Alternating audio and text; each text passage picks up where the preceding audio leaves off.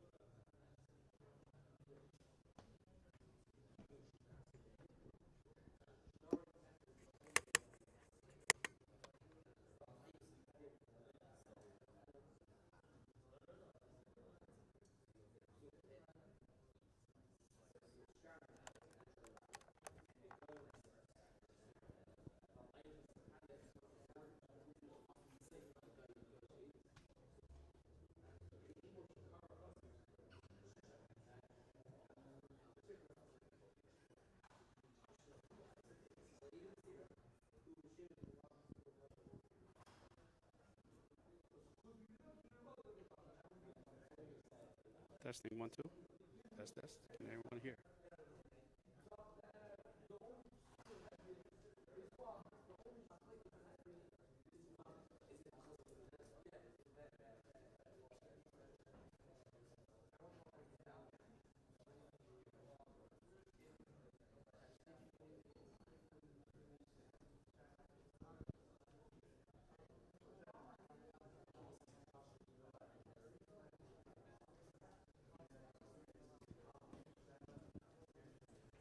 Test 1 2. Test 1 2 1 2.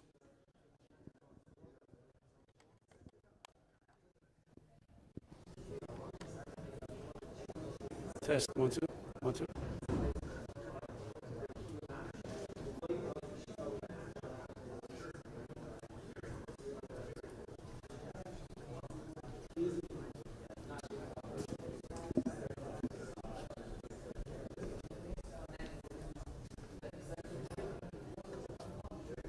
Test 1 2 1 2.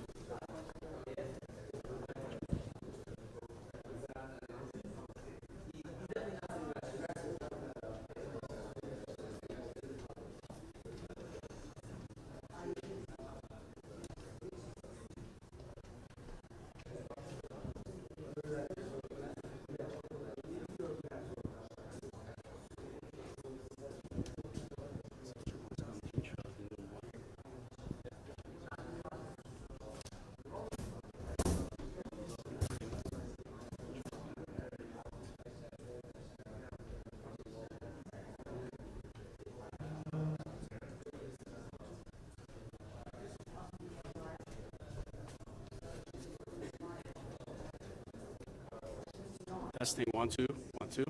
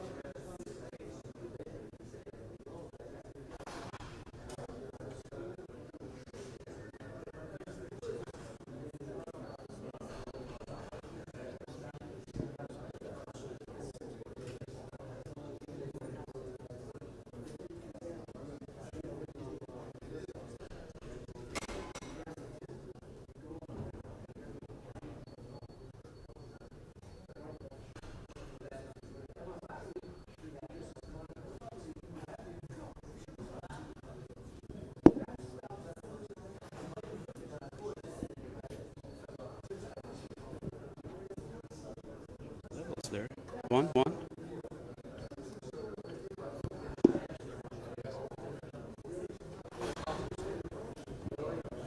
1 1 2.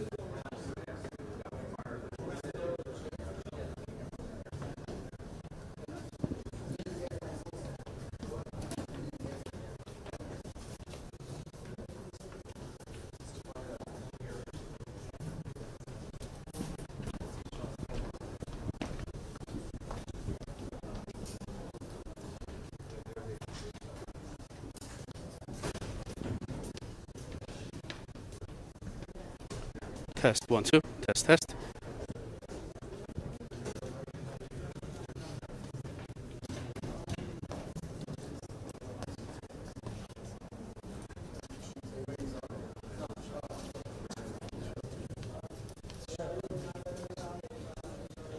Test 1 2.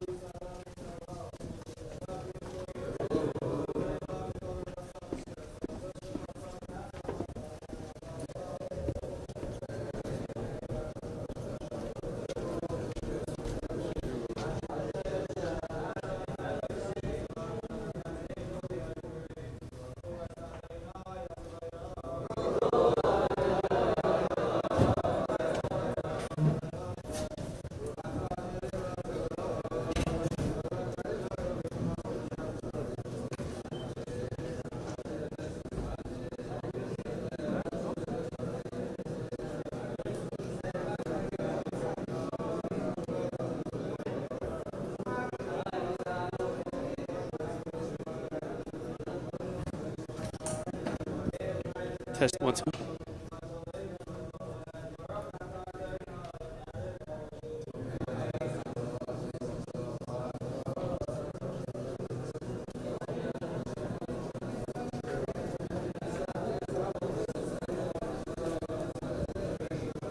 Test 1 2.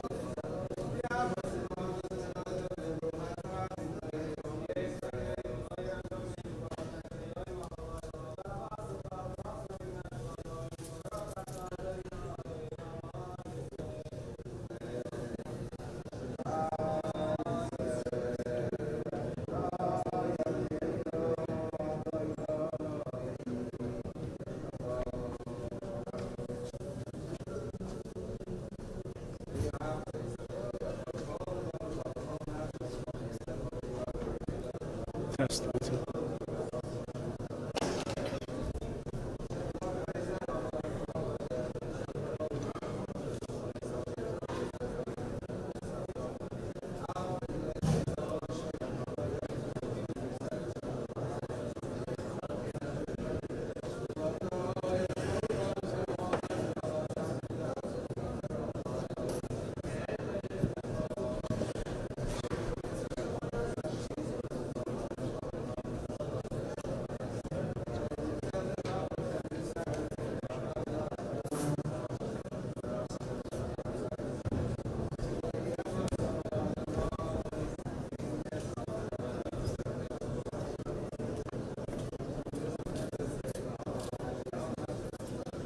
Testing 1 2 3. 1 2 1 2 3.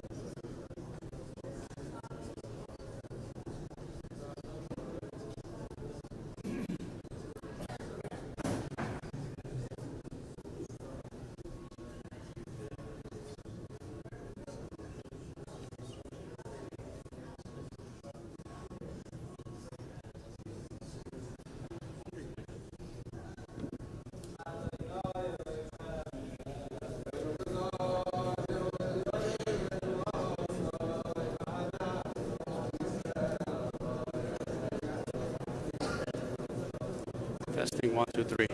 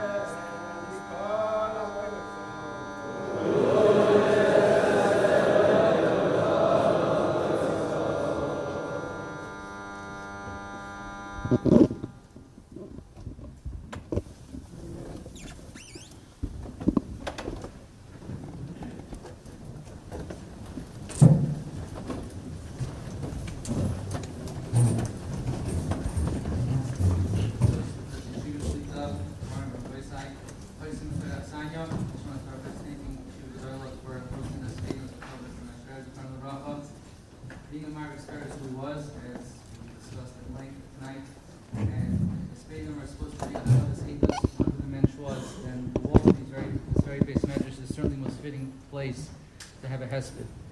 I want to thank particularly Rabbi Dovid Gruman and Rabbi Dovid Gruman for arranging all the technical details.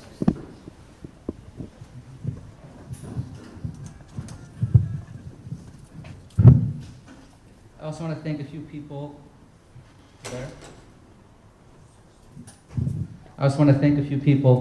who were very instrumental in helping our family over the last few days. Mrs. Mindy Khain, a close cousin, who handled the hundreds and not thousands of details to arrange all the shiva in LA, travel pickups, food, everything.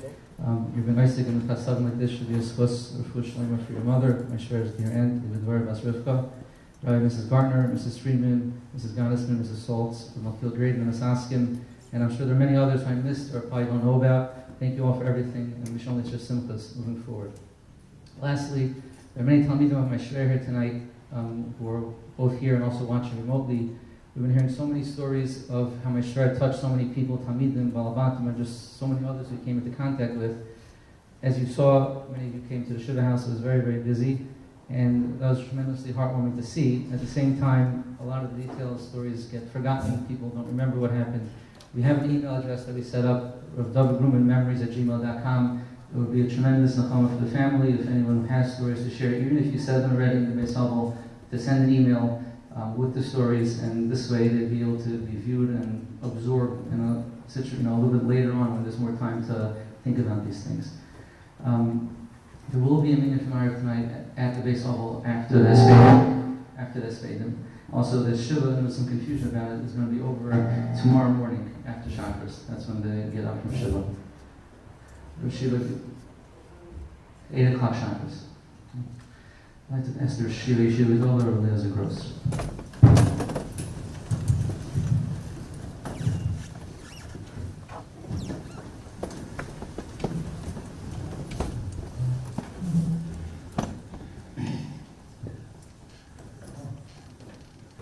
Rabbi say, you all come together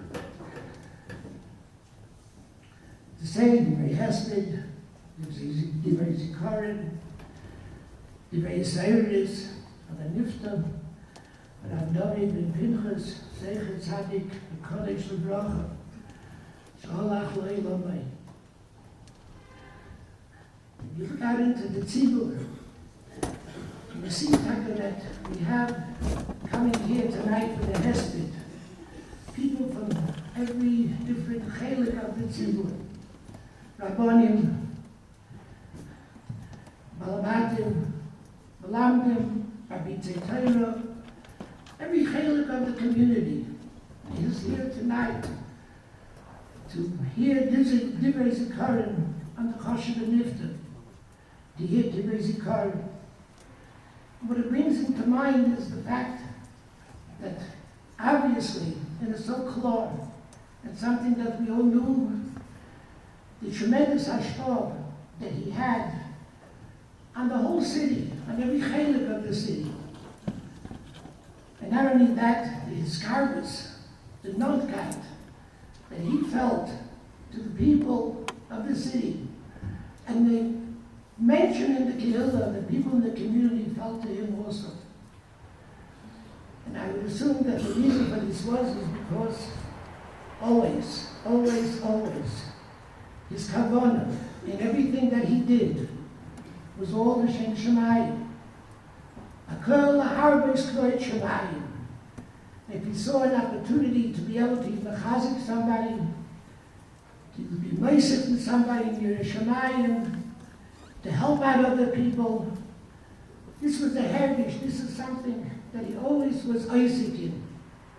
And whatever he could do for somebody else.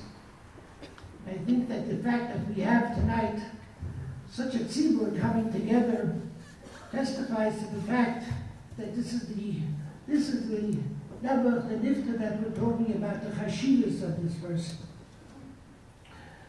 I was asked to speak, the kitzur, because we have many different people speaking this evening.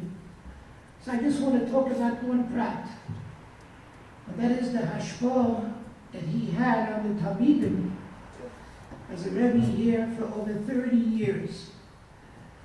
The tremendous inspiration that he was to the Talmidim, and how he inspired all of the other Rebbeim here in the yeshiva and throughout the city of how they should handle with their Talmidim.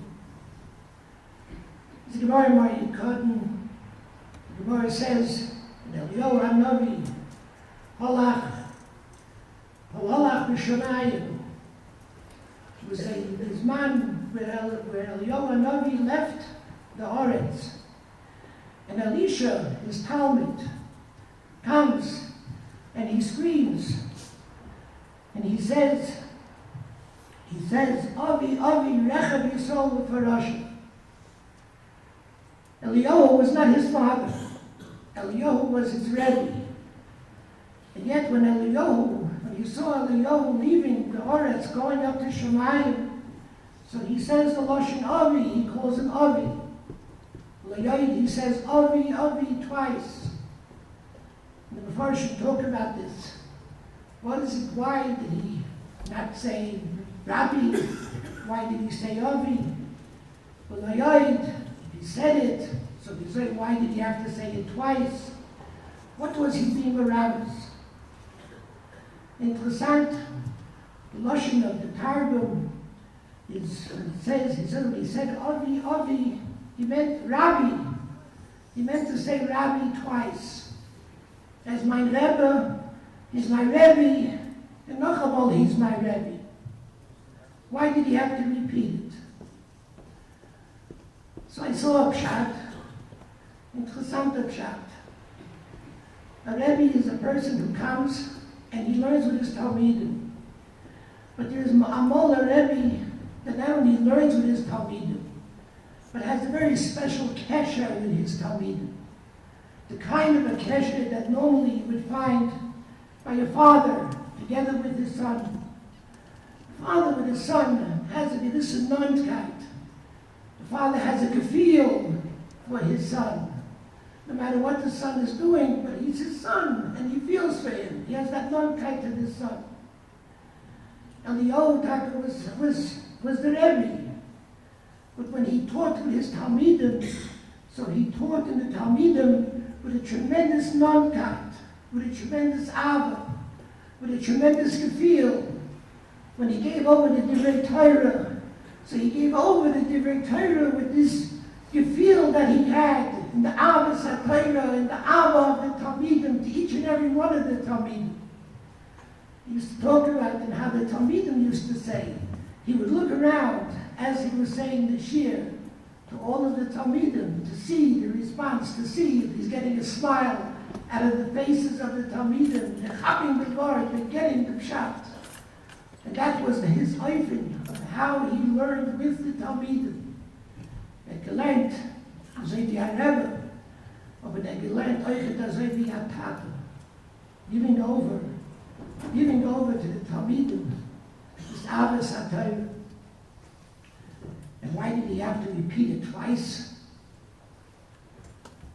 Twice he's saying over Rabbi, Rabbi, because Mola Rebbe comes in and he's there to give his shir. And he's fine, he gave his shir. But there's some Rebbeim that they go and they learn with their Talmidim, and when they're giving over the Torah, they're also looking for every other facet and phase of there is in Limud Torah. Is the Talmud gaining Cheshik in Torah? Is the Talmud gaining in Hashemayim? Is the Talmud gaining in Midas Taivas, in Tefillah, in Avodas Hashem B'chbal? He was a Rebbe in Torah, and he's a Rebbe with the gefühl of an Av. But at the same time, this gefühl that he had of an Av made it so that he was Cheseda looking for the Hashlama in Talmidim, in all of Avodas Hashem.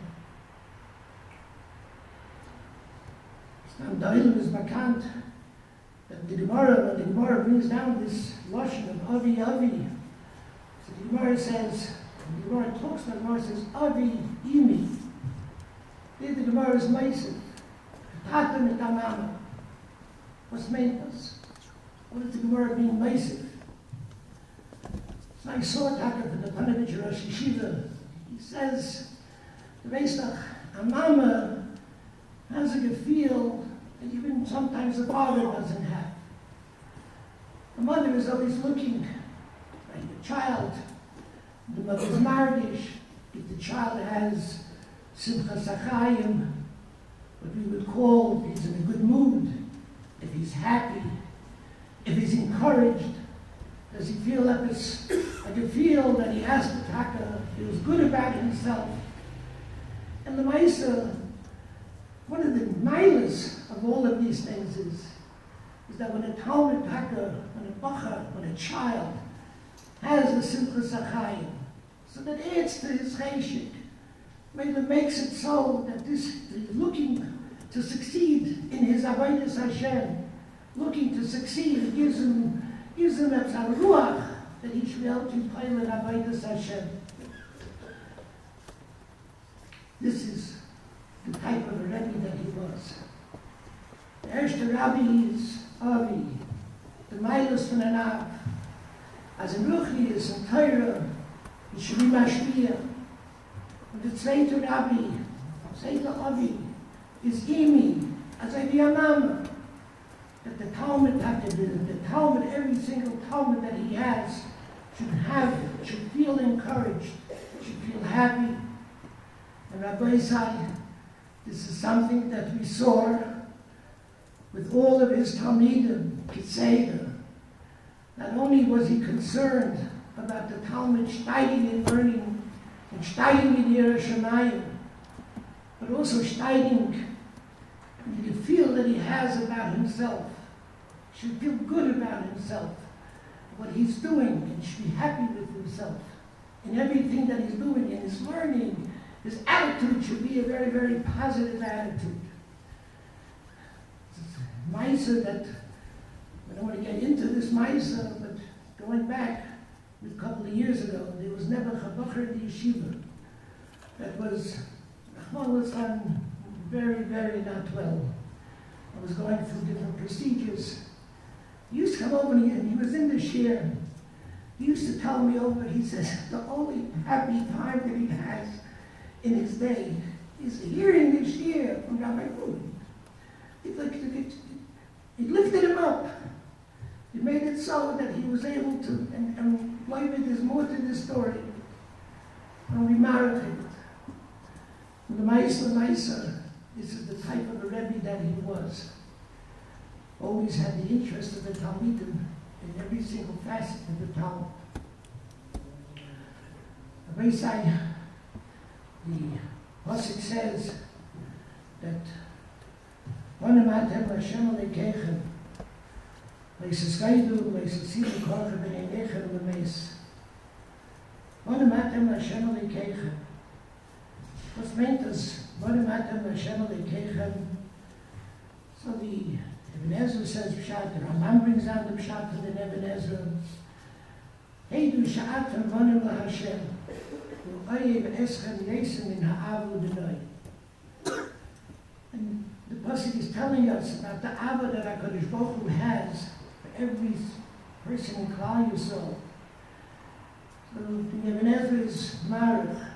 The Pasuk is talking about Tzitzivu Korcha B'neinechem L'meis, to be married in Avelis. We wonder, why is it that the Rebbeinu Shleilim, why did the Rebbeinu Shleilim bring such a tragic issue? So Ibn Ezra, the Ramban brings it down. Onematem Hashem Alekeichem. Does listen that every single Yid is a ben to the Rebbeinu Shleilim. And every single Yid, HaKadosh Baruch Hu has a special Av for every Yid. And sometimes we don't understand. Why is it that something happens? So if Ibn Ezra, it's like a child who doesn't understand his father. Why did his father do it? It's the same way. In a gaya to get the Yid, looking at the Rebbeinu Shleilim, why did the Rebbeinu Shleilim do it? That's but the Ibn Ezra is Masber in the Pasuk, and Rabban says that the Ibn Ezra is Hespedim, the Pasuk is noch gewaltig. and he's nice of the Lord. Ki am Kodesh, Pasuk says, when you get the Klal Yisrael, you're an Am Kodesh. Haftocha b'kiyum ha'nefosha is l'fanav Yisborach. It's a haftocha that comes from the Ribono Shel Olam, that the neshama for the Yid is kayem la'olam v'oed.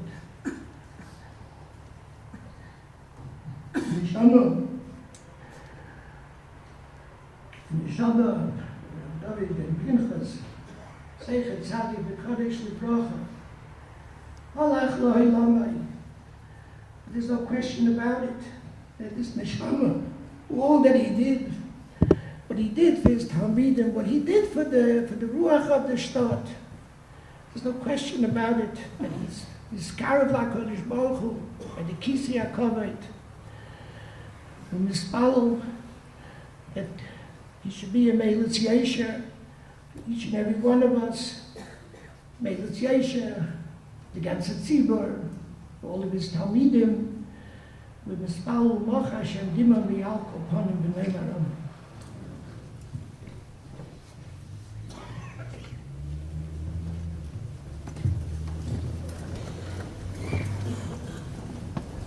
Anyone who knew my shver also surely knew the name Yaakov Happer Shlita. He was the 12th grade Rebbe in Denver Yeshiva when my shver was a bacher there. Later he moved to Baltimore, where I'm understating it if I would say that he's the Gaivet of the city, which he is. He's the head of the Reish Levad HaRabbanim of the city. It's more like the pulse and the neshama of the higher Kehillah in Baltimore, but Mikshach Shach Lefanov.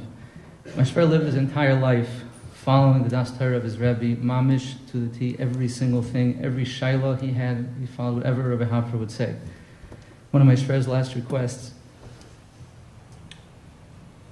that he was able to communicate when the situation was turning critical was to make sure that Rabbi Happer was davening for him. I called the Rav, and then when I assured my shver as they were wheeling him into the elevator that Rabbi Happer knew about the situation and was davening for him, there was a sense of calmness that came over his when he heard that. It's a huge zchus that the Rav came here today to be maspid. I apologize to the Rav again for the tircha. The Rav came in this morning on the early morning flight, and he's leaving actually right after he's maspid. He has to leave. He's catching the red eye back to Baltimore, which is also a Haggadah Seidus and the special relationship that my shver had with the Rav. And it's a tremendous chus for my shver's neshama as well as a nechama for the family that the Rav is able to come. Hafar Shlita.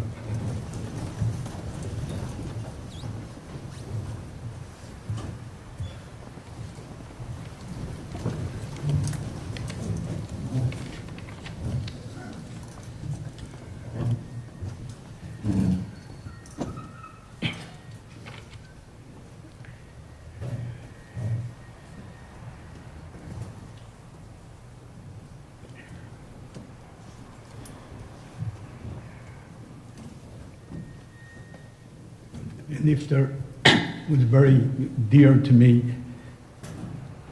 I would like to talk to him b'loshen noichach, as if he's here, and instead of talking about him, talk about you. That's usually what happens at a levaya. The Gemara says in Shabbos that Rab asked Reb Shmuel Bar Shilas. He said, "Ochim li b'Hespedim the Hosam Kayimna." He asked Reb Shmuel Bar Shilas when he is nifter, when Rab is nifter, that he should arouse the people and say a warm hesped for him, the Hosam Kayimna, because I'm going to be there. The neshama of the nifters. That's what it says in the Gemara.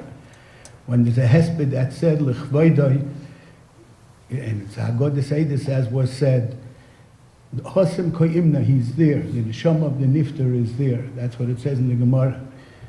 One son in Yankov says the Hosam Koimna means a mess. At that point, these chavshim and hamitzvahs, as the Gemara says, he no longer can do anything for his neshama. At that point, it's finished. His avodah. There's one thing: if people today, because of him, do a mitzvah, children, family, talmidim, a community, if they do because he had an impact, he left an impact, then That's where he has an ilu neshama. So he said, "Dohasem koimne dorten steich." There in the olam ha'emes, I don't move. I don't change. My situation doesn't change. But if you arouse the people and they have a chizuk from it, then I become a hoylach even in the olam ha'emes. I just would like to paraphrase David HaMelech. Tsar li olecha, achi Reb Binyamin, Reb Dovid. Ki na'amto li miyod, niflo ha'avos choli. It pains me greatly, my brother Reb Dovid. You were sweet, you were pleasant. Ki na'amto li miyod, niflo ha'avos choli. The Abba was great between the two of us.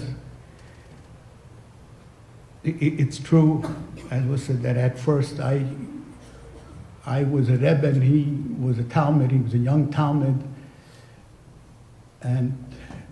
but it became a relationship, at least on my part, of somebody who I respected so much and learned from. He was real and he was honest. Honest, I don't just mean in his dealings, which he was. He had impeccable honesty. But honest, he was honest with himself. You know, people live with nagias. They live with nagias. So many decisions that are made in life, in a person's life, are coming because a person is nageya b'davar. He thinks of himself and then sees things in a certain way. You see things which, even if you think that they're right and they're yashar, but you think it's yashar because you're looking at it through a certain pair of lenses, and those lenses are polluted. He was a person that was honest with himself, and he was objective. He tried to be as objective as possible and questioned himself again and again and again. Am I doing what's right? Am I doing it for myself, or am I doing it because be'etzem it's the right thing to do? You know, in the Gemara, in Shabbos, that is a known Gemara, Moshe Rabbeinu went L'mayla to receive the Torah, and the Malachim tell the Rebbeinu Shalom, what is this man, this human being doing amongst us? Tnu hoitcha al hashamayim. Your height, your glory, and the greatness of the Rebbeinu Shalom, it belongs in heaven. It doesn't belong on earth. The Torah, before it was given to us, was a different kind of Torah. Before the Bria was a different kind of a Torah. As the Ramban says, it was the Shemes Shel HaKodesh Baruch Hu. That was the whole Torah in different ways, and you could put it together in different ways. The Malachim said to the Rebbeinu Shalom, the Torah belongs with us, not with man. And the Rebbeinu Shalom asked Moshe Rabbeinu to respond. Give them a tshuva. And Moshe Rabbeinu, basically, what Moshe Rabbeinu said was, do you have a father?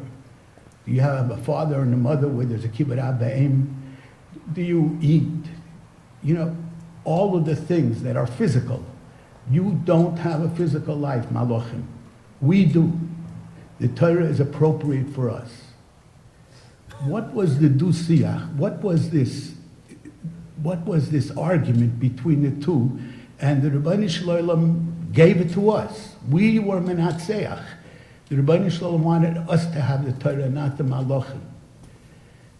The Mishnah, the Braisa says at the end of Avis, we say it in a bracha that the Anshe Knesset Agdolim wa Mesakin, Kol Masher Bara Kodesh Baruch Hu V'Lomer Lo Bara Elo L'Chvodo. The Rebbeinu Shalom created this world for His kodet. We say it by a chasana she'akol bara l'chvodo. Did you ever think, how could you talk like that? How could you say something like that? the Rebbeinu Shalom needs kavod? Why does man need kavod? Why a person appreciates kavod? Why does a person appreciate kavod? He wants to know if he's a failure or he's not a failure. He wants to know, am I here? Do I make a difference or do I not make a difference? Am I a total failure or not? There's something lacking in a person, and he needs that. He needs that kavod. How could you say that about the Rebbeinu Shalom? The Rebbeinu Shalom is lacking, chas v'sholom. You're not allowed to say that. What does it mean that the Rebbeinu Shalom needs kavod? So if you look in the Ramchal in the Das Tfuna says this many times. The kavod of the Rebbeinu Shalom. What is the kavod of the Rebbeinu Shalom? The Rebbeinu Shalom created us. He created man Yisrael.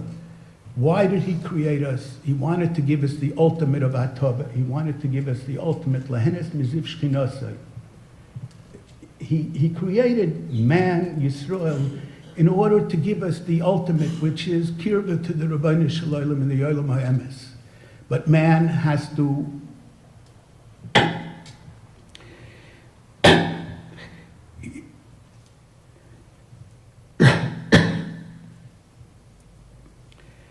excuse me.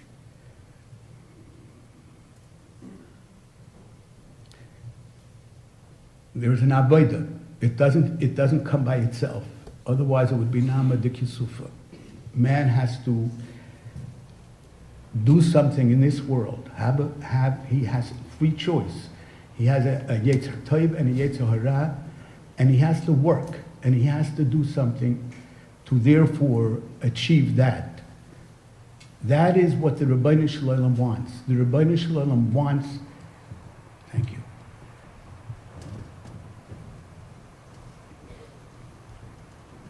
See what happens? You get older. I'm searching for a word, and it's not coming, and that's what happens when you get older. You know. But thank you. I appreciate it. But I'm probably older than you are.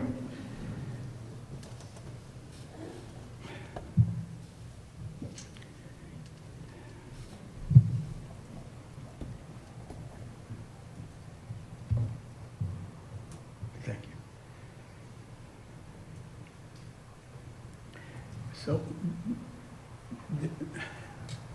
man has the choice because he was made lacking.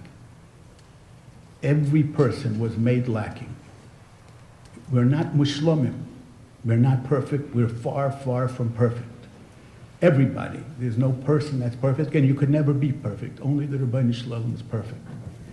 But the Rebbeinu Shalom wants of us to climb a ladder towards greater shleimus. That's our avodah. That's what he wants from us. That's the Rabbeinu Shalom's master plan for man, for Yisrael. Work, be misgaber on your nisyonis, overcome the difficulties that you have in your battle with your yetzer that everybody has. There isn't a person that doesn't have a battle. I heard not so long ago, somebody said a meister, there was a person on his deathbed, an elderly person on his deathbed, that his children were around him, they were Erlich Yidden, and they said, Tata, itzda zoiche do a yetzahora? Is there yetzahora now also? And the father says to his children, you don't know how strong my yetzahora is right now. Show your children how an Erlich Yid dies. You know, show him wie an Erlich Yid stirbt, you know, with kavana and with everything. That's my nisoyan right now also, as I'm dying, he says. Everybody has a yetzer, and our avodah is to be misgaber over this yetzer. And when we're basically misgaber over our yetzer, then the Rebbeinu Shalom's master plan for us is a success. That's his kavod. That's the Rebbeinu Shalom's kavod. When what he wanted from us is a success. But when we do, and we're a failure, chas v'sholom, then That's an e-covet to the Rebbeinu Shalom. That's what the Ramchal says. That's the covet of the Rebbeinu Shalom. When we allow the Rebbeinu Shalom's plan for us to be successful, meaning to say to grow, to overcome our netiyas, to do things that are not proper and fight, which is a lifetime battle for us, every single person, and be successful. That's the covet for the Rebbeinu Shalom. That's shehakol bara l'chvoido. Reb Dovid, you fought, and your shir kaima, your stature as a person, became such a more elevated one. You know, from a young boy, I knew you as a young boy, and I knew you Motzei Yom Tov. We had a long talk, Motzei Yom Tov in Baltimore, and what you did for yourself. As I mentioned before, the lack of nagias in a great way. You know, he was a quiet person. He was quiet. He wasn't a loud person. Didn't flaunt who he was. But there was fire in his heart. There was fire in his heart. It was fire that sometimes, you know, I could feel it. I felt what he wanted and what he wanted to achieve and what he wanted to accomplish.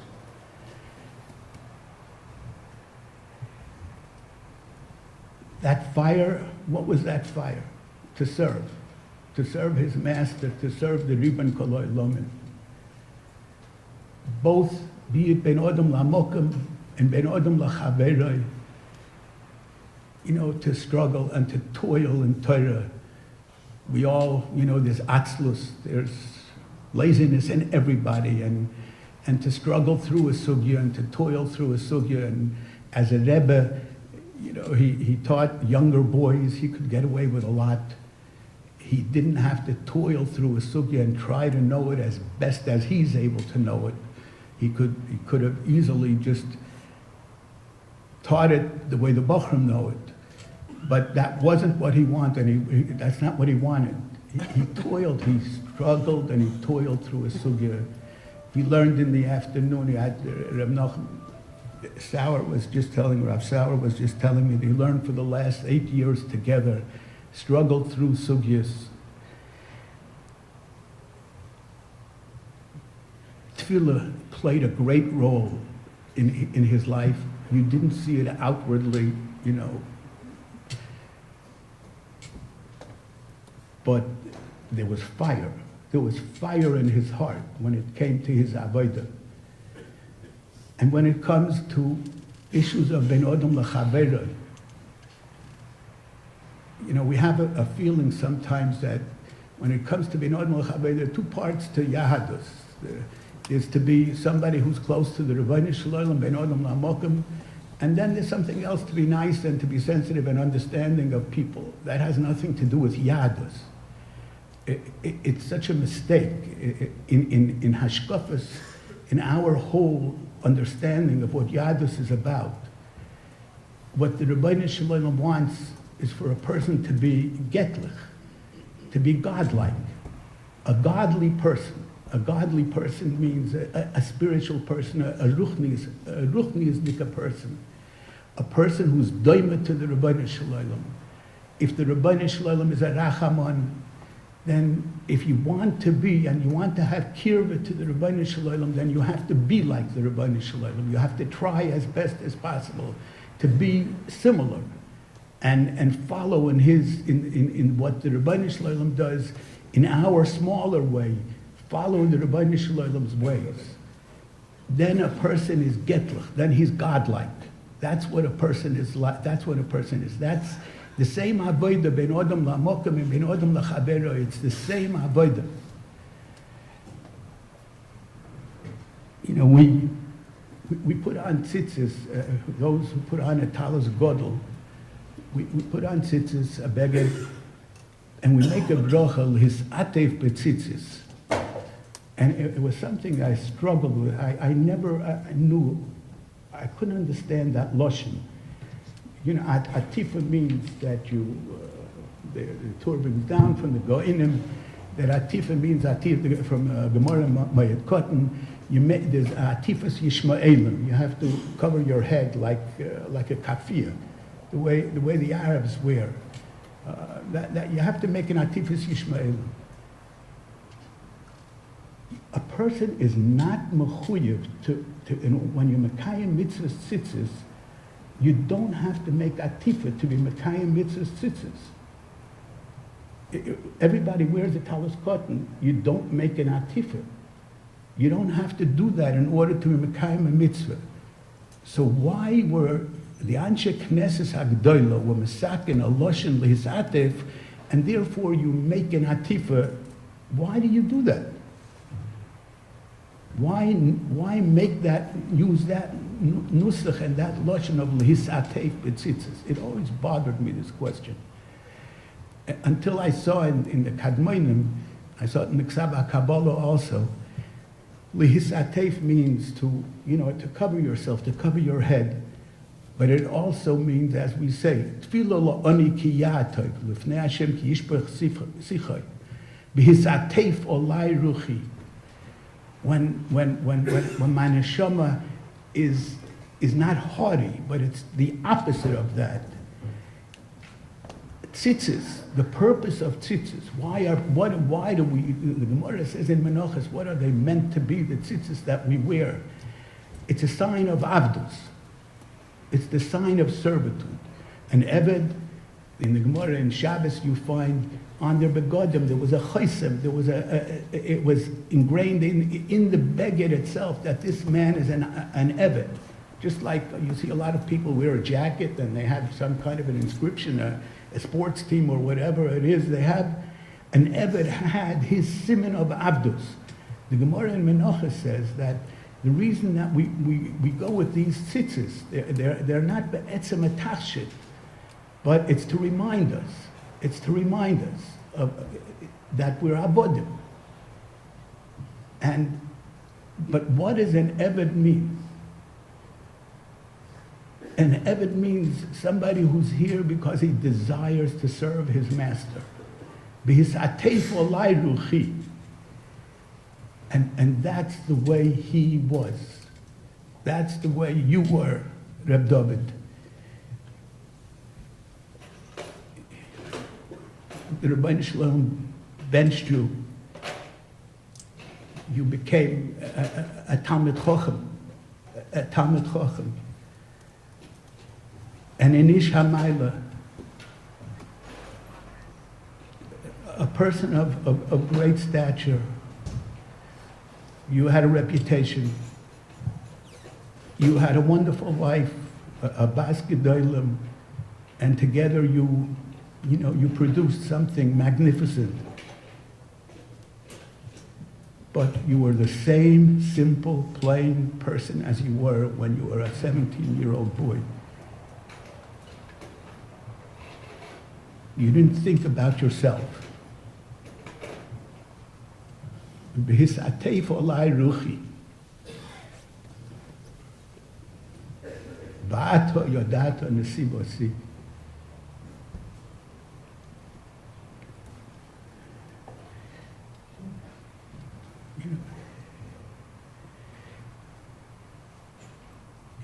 There was great strength to him, a great inner strength.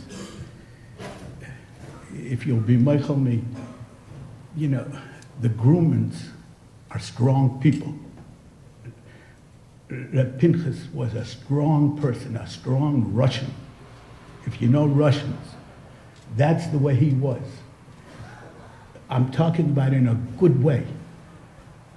When you believe in something and when you know you're supposed to do something, you do it and you're not impressed and by, as David HaMelech said,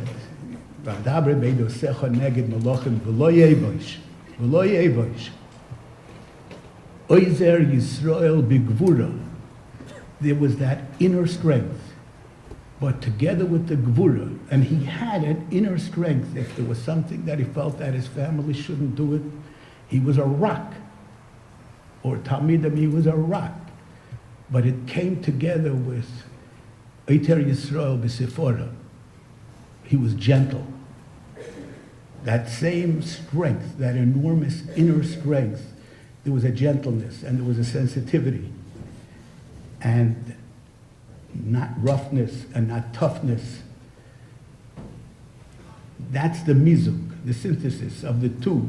Oizer Yisrael b'Gvura and Oiter Yisrael b'Sephora, and they work together. That's the tiferes of a person. You know, there's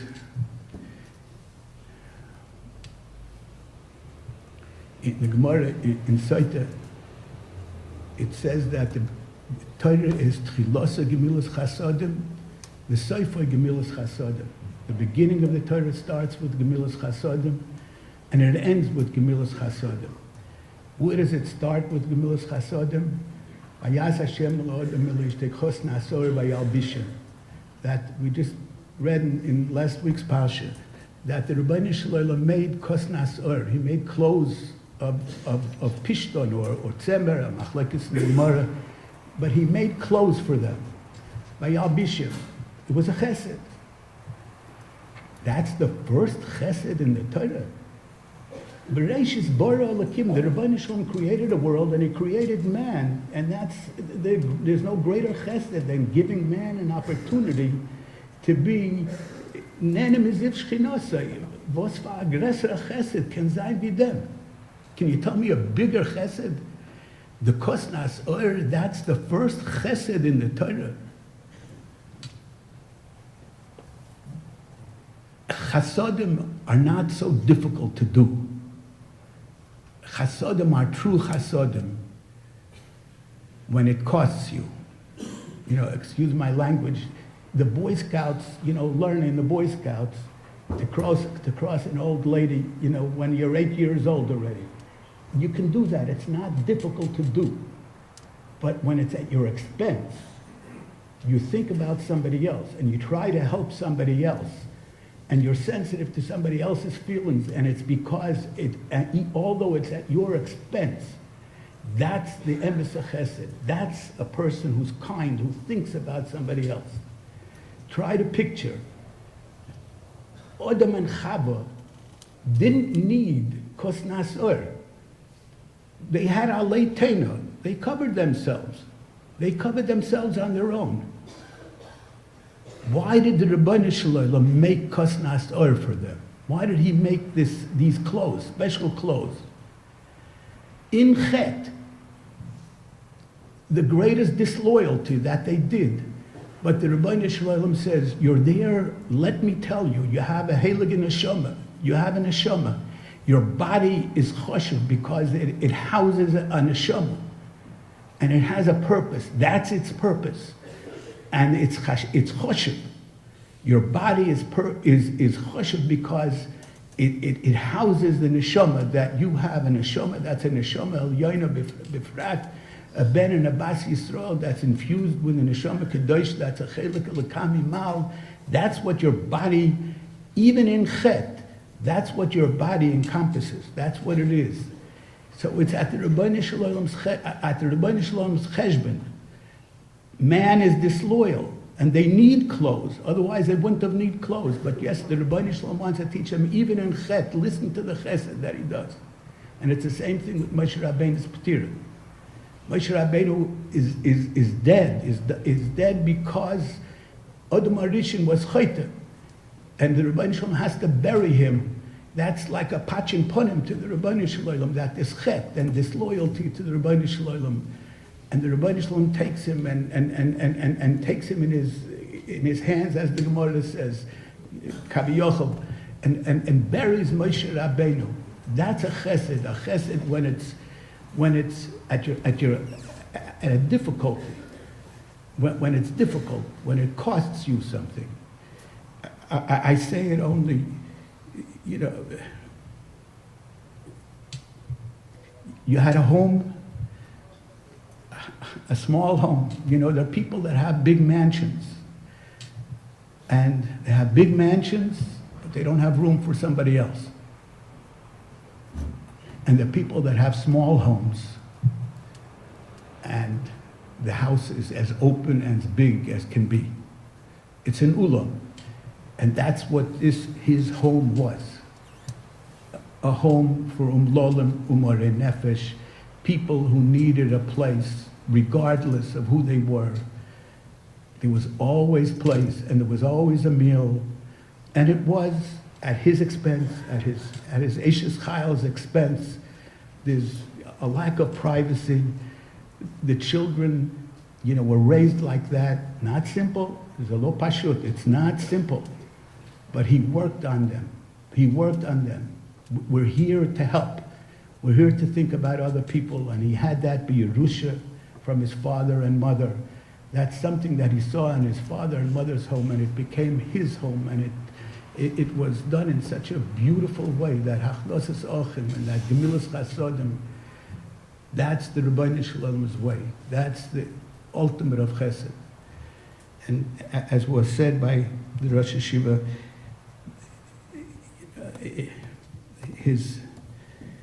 we say Daiton Allah. When you say a siyum, you say Daiton Allah. His das was on his Talmidim. You thought about your Talmidim. Each Talmid was an individual, and each Talmid was separate, and an individual. One person's needs are not the same as the other, and you can't have everybody be looked at in the same way, and you need to think about them, and you need to understand them, and try to understand them, and give them what they wanted. And he made such an impact on Bochum. And you want to know why a Rebbe is called a father? He molded Bochum. He made them. A father and mother make the goof of a person, of their child. And here somebody could mold their neshama. So they're an ovi and an imi, as was said. They're parents. A Rebbe is a parent. He molds. If he does his shlichus b'nei amonis, he molds the child. And that's in fact what happened, and it was wonderful to see and wonderful to behold. I just want to end with the same words that I started with. Tsar li olecha, ochi, Rabbi Dovid, ki na'amta li miyod.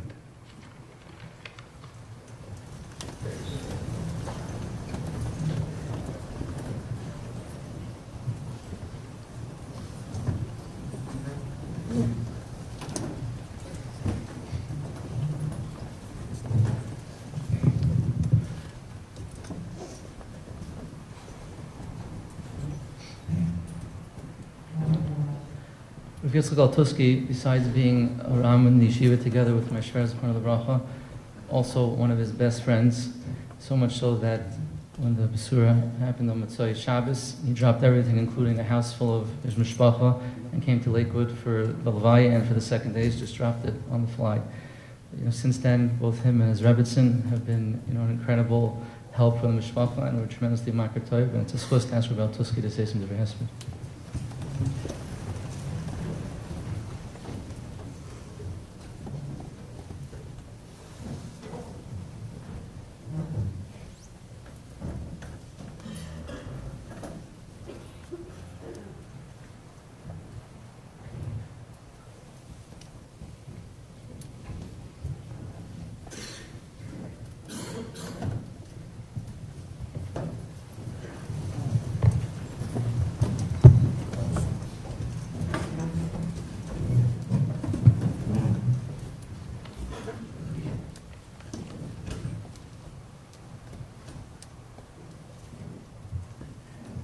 Shlomo HaMelech, Shir said the following: Dovid Gruman zatzal Alugas HaBoisem, Lil Zaganim, Lukot Shushan.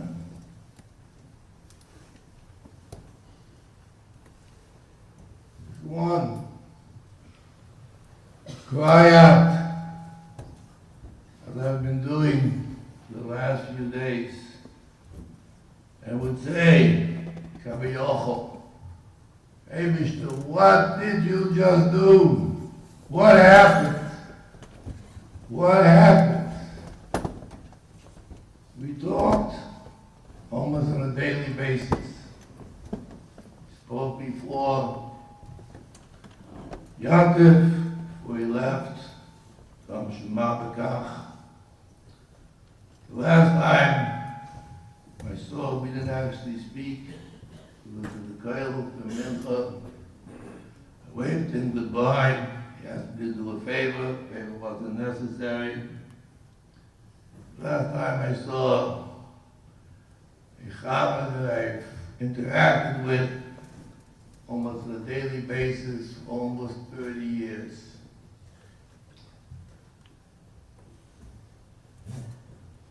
My children wanted to know if Abba is crying. Don't cry, I don't know how. But Mistorim Tivka Nafshi, I'm to table beyond words, self, my wife, last time, just right before Shoshana, we were together for the Suda Friday nights. We often exchanged Sudas and Shabbos. We had a standing. Tonight, when his Eishes Chayil wasn't home, he came to me automatically. My Eishes Chayil wasn't home, I came to him automatically. We were extremely close, extremely close. I asked, hey, Bishka, what did you do? What did you do to me? 2 years ago, you took one of my closest Chaveim from COVID.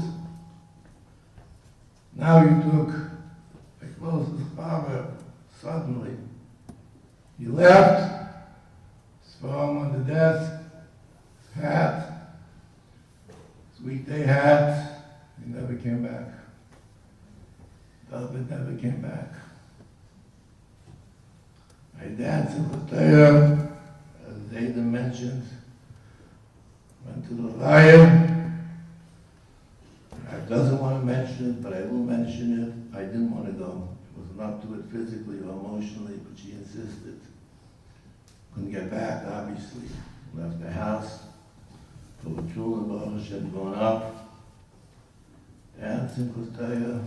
And I thought to myself, I'm dancing, and a mile away, not even, Dovid is in the ground. Dovid is in the ground. I just poked him. By the Levaya, standing with Rabbi Dovid Shlita, and I said, Shlema Zalman, did this make any sense to you? We are pouring sand on David's Aron?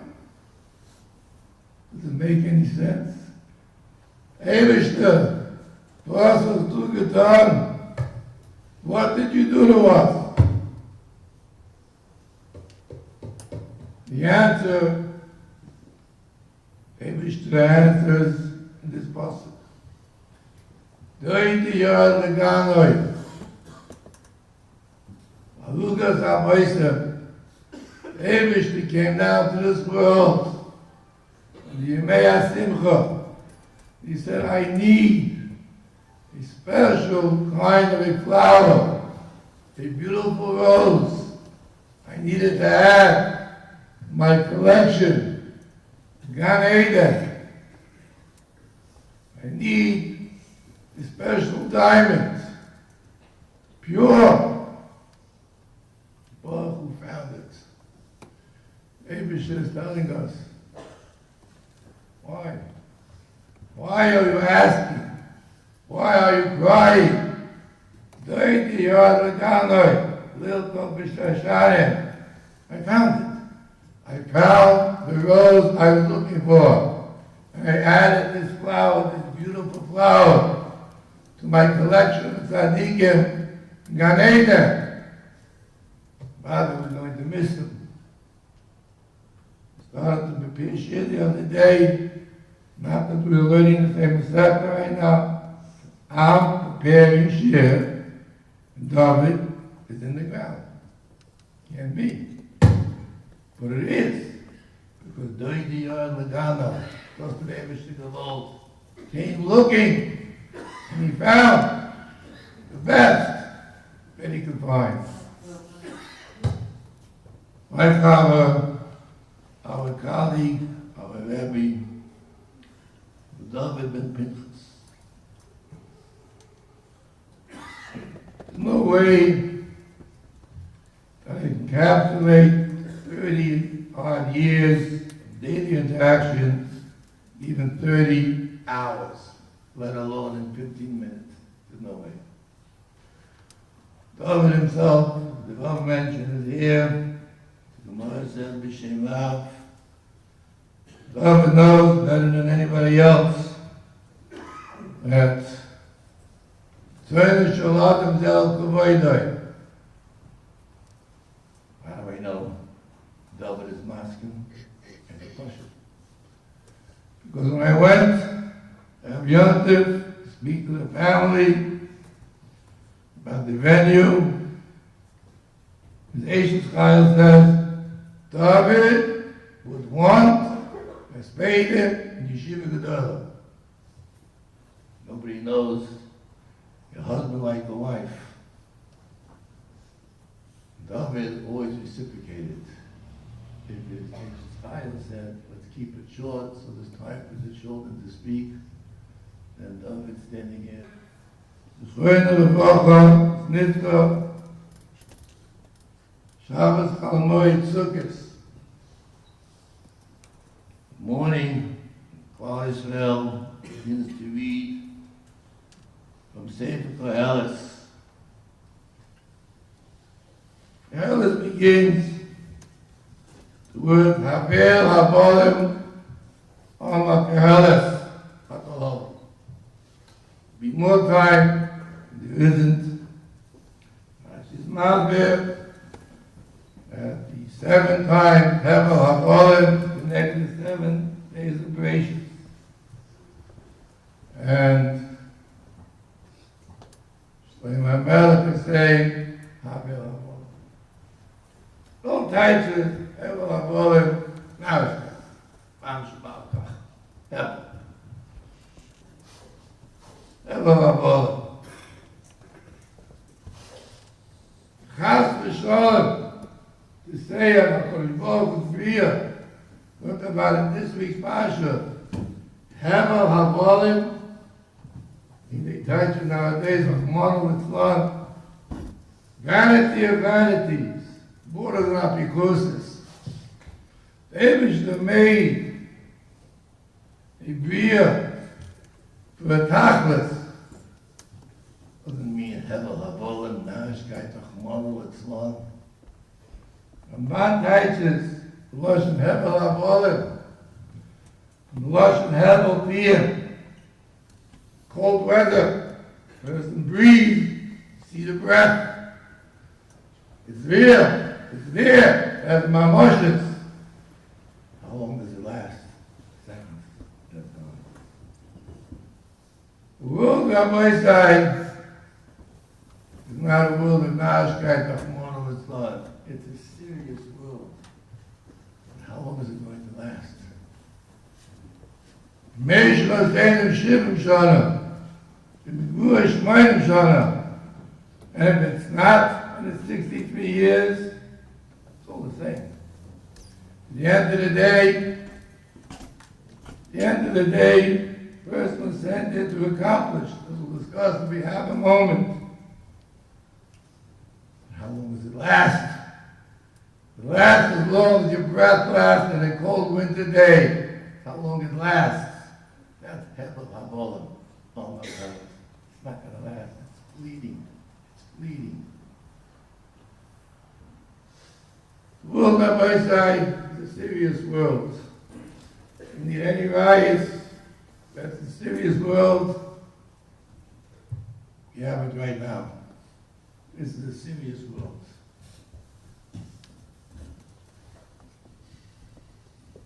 We spent the better part of the last few weeks saying slichas. Again, I'll be Mayuch. If I could be Mayuch, but I can't. because you always begin the first paragraph by saying, come to the world of Kedalim, Russian, the Fakul Sefer, asking for a handout, purpose.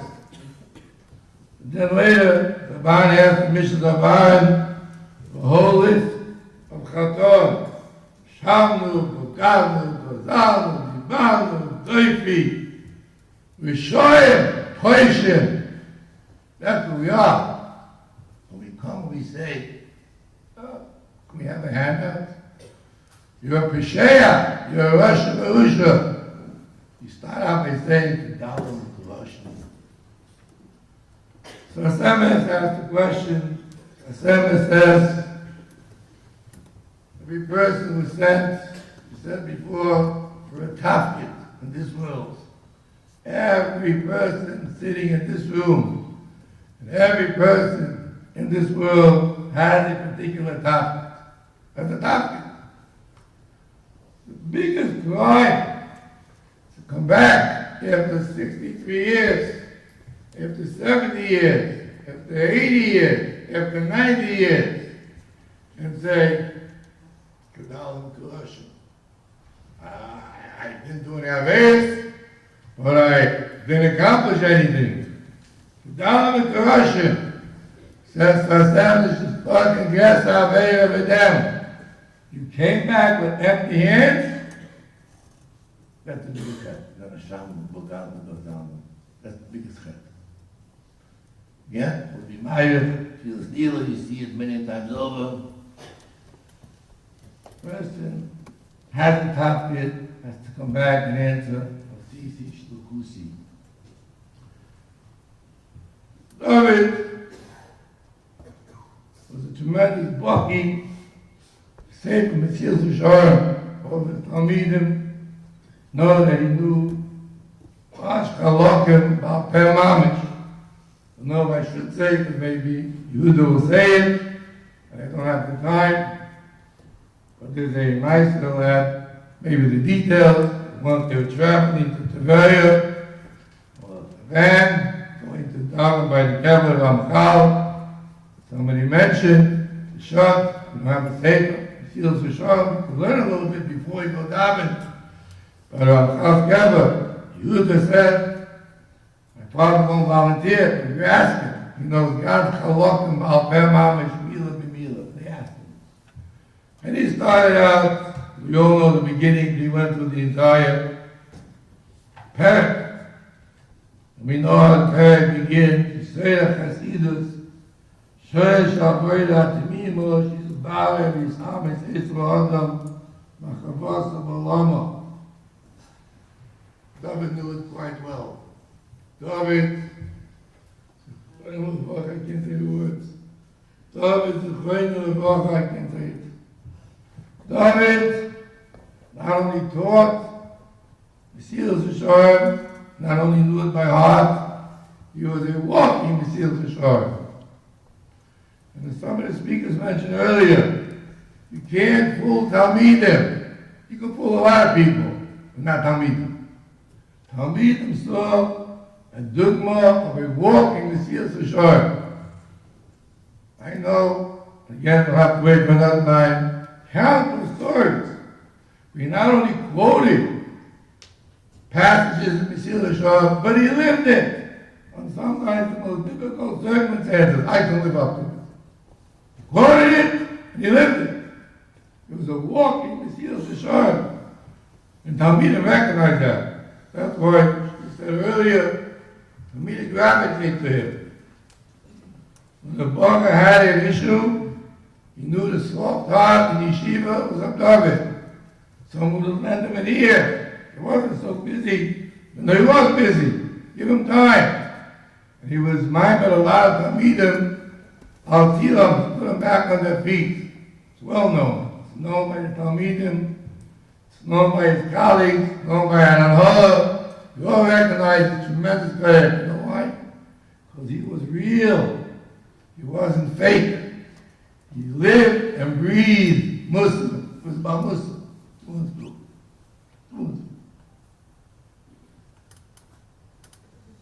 Besides, Mesilas Yesharim. He had a particular affinity to Divrei Maharal. Of course, he had forgotten his father's Kohen Levachah. And I'll mention in the Kuda in a few moments that I don't have, which I found often applied to Dovid. The question mentioned by Maharal, so the Maharal says, Zemir Toilu Chikacha. He was faulted. Zemir, the song. Because of that, the Ma'aser loser, passing incorrectly, the Bob Shutir, maybe just said it's not Zemir, it's serious. Torah is not a song. Fact the Maharal, but Zemir is Toilu Chikacha is a passing in Tehillim. Chelek of Chav Dalet Sifrei Kodesh. Yeah, passing. David wanted it, but when it the Chav Dalet Sifrei Kodesh, Chapasik, Zemir Zoylu V'Kecha. Wird as a friend of Vacha, so the Moedik Ketayt applied to our Nifta. He said, in the Gashmistic world, is what we call Mo'il. You eat food, healthy food. Mo'il, again, I'm having to give much. I was standing here, would you forgive me? But that's what the Israel wanted. Mo'il is not after oil. Not always tasty. Then you have oil. Tasty food, dessert, not after mo'il. Kids in Nimitz, the witness said, Torah HaBeiner. Mo'il, what's the Geschmack? Has Mesikas. He had a program, very successful, we'll talk about it another time. The Harvard, very successful. Geschmack. Now, I learned of Dovid for many, many years. You can always learn the Teres Chavusa. We sat together in the girl Mechanka for many years. But it's the same studies. I'm going to take out a few minutes and the family will be away from me and I'll try again to stop as soon as I can. We've all mentioned this earlier. I saw this almost on a daily basis. So Dovid felt something wasn't clear.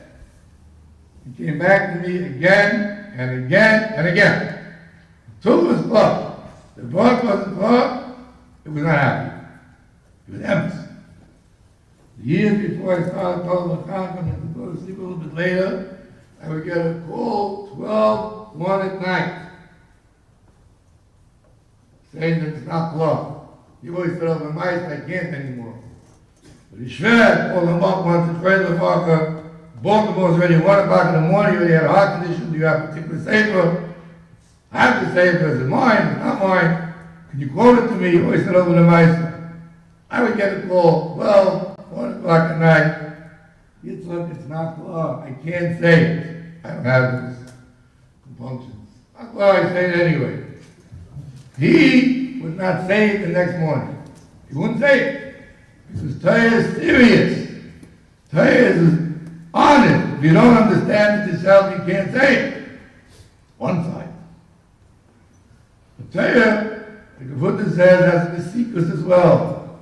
When he said over a shear from the Shver, it was Smechem and he saw some of Sinai.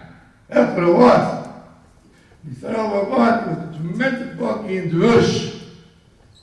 Thousands of times ahead of me in these inyanim. And the Kabbalah to say over. Spoke in the last 2 years, they had the Kesher Torah. Just now Shoshana, he was by me to eat.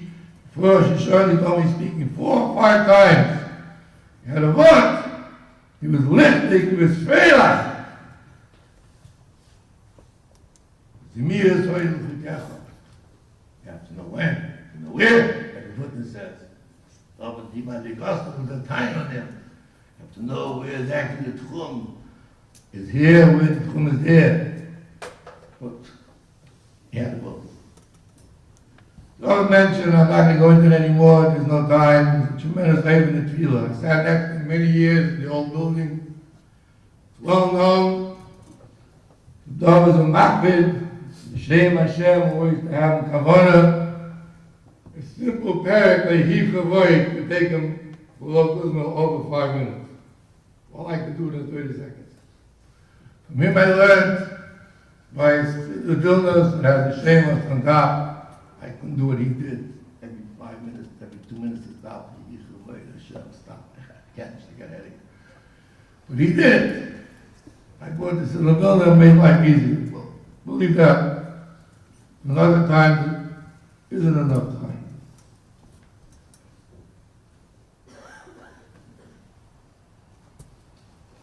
Told him once, this will come to the conclusion of what I'm going to say tonight. Famous Meister, Moshe Ladinsky, after the Tziv is Nifta, again I would be mad, but I can't. Moshe went into depression. Chaim told him, okay, Meister, you got to go back to work. And he said, I'm not depressed over the fact that she was Nifta. The Hayel B'Dabah, Shiva talked about Mashiach. The Tziv always thought Mashiach is coming, is here. And Mashiach's not here. It's well known. Again, when I confront him, I told him the famous story of Manas Kavusa. Kavusa Nifta first, came back in the column later, told him, really, I'm not allowed to come back.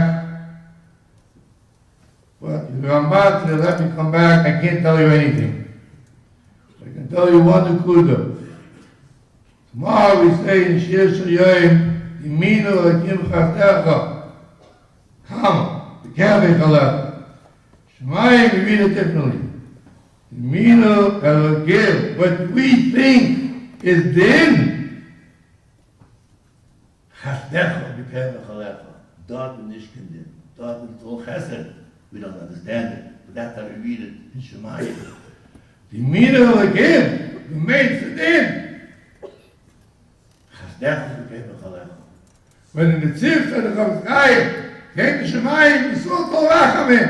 Tol Rachamim. There's nothing to complain about. Mashiach will come when he has to come. She's done what? Dovid told me, I heard later that I've done technical therapy for Shmuel Birnbaum, he lost his son never. And Dovid told me right away, up and up. Said, Yitzhak became blinded in Malachim. So when I came and began to cry, the Mashal and again when I'll be married, I didn't do Shemayim. So the question Dovid said is, Nittu for Shemayim. They were crying. Why were they crying? It should have been a simcha. Dovid told me, it's about Abdon Sekel, Shlita. And in Shemayim, Allah have nothing to cry about. House, chesed. It's gewaldig, Akeda. When the sky was up, so to speak, now, with us, down here, Shemayim open up. You have to cry. In the Shemayim, like we said before, both found the most perfect flower, the most perfect rose that you could put in Gan Eden. For us, it's not like that. For us, we cry. Now, how do we cry? Shpachah cries, friends cry, Talmidim cry. Not much of a thought, last Kufa, a little difficult about David. Before I stopped after he made my words, many times I spoke to him, I never, ever heard, not once, but both the Sadiq and Manoim a word of complaint. Never a bad word. Not discussed. Never bad words. One to Shtelzu, and end. We're very bekatzer. Passing for Hellas, Nico Hellas, Yisi Melech, Al Yisrael Bishlayim, Rashi says, first Melech, Kol Ha'olam, then Yishalayim, then Al Makloi. How's the first Melech Al Makloi? We've already typed it up. David was be'etzem a prince. He was a prince of Midas. He was a walking Balmusa. He was a Balmidas. He worked on himself. He didn't make a difference with his here, there, everywhere. He was be'etzem, a prince. He was a melech, making the difference. Melech here, melech there, melech hamakoi. He could live in the Zelda melech. He was in total control, like the Rav said, over himself. I could be made. He was smart. Only spoke to him often, I know that. But I spoke to him always. Never that I hear words. Never that I hear words. Hell's end, that will end with, find the mishpacha, to speak. Hell's end, we know the famous pasuk. Soif dava kol nishma, as Elokim yirei, tzeitzah shema, right here is the biggest lesson for Ellis. Right here. There's nothing else. There's nothing else. David's tafkid is always to be Lilmoid, Lamed, like the speaker said before. His tafkid was to teach Hamidim, Chachmim, in the life when he was in Kailo. Later on in life, he was very successful. Teaching Balabatim, enjoyed it very much, they loved him. That was his tafkid of life. Person has a tafkid, that was his tafkid. And he carried out the tafkid made under all circumstances. We had a hukmach. When he had a issue, health issue, he would ask me, you took David. When I had an health issue, I said, David. He would daven for me. He had hukmach. Sometimes I would forget, he had to go to the doctor's appointment, he would remind me by texting me in the morning, he would remind me. Not sure, David needs our tefillas. He's a pure neshama. Yeah, every person has, but he went through enough that he doesn't have. Straight to East Yaakov. We need his tefillas. He should be Mispal, Yemel Tiyosha, City, Bacha, Seishes Chayil, and as Chazal say, Chazal says, Bila Movas L'Netzach.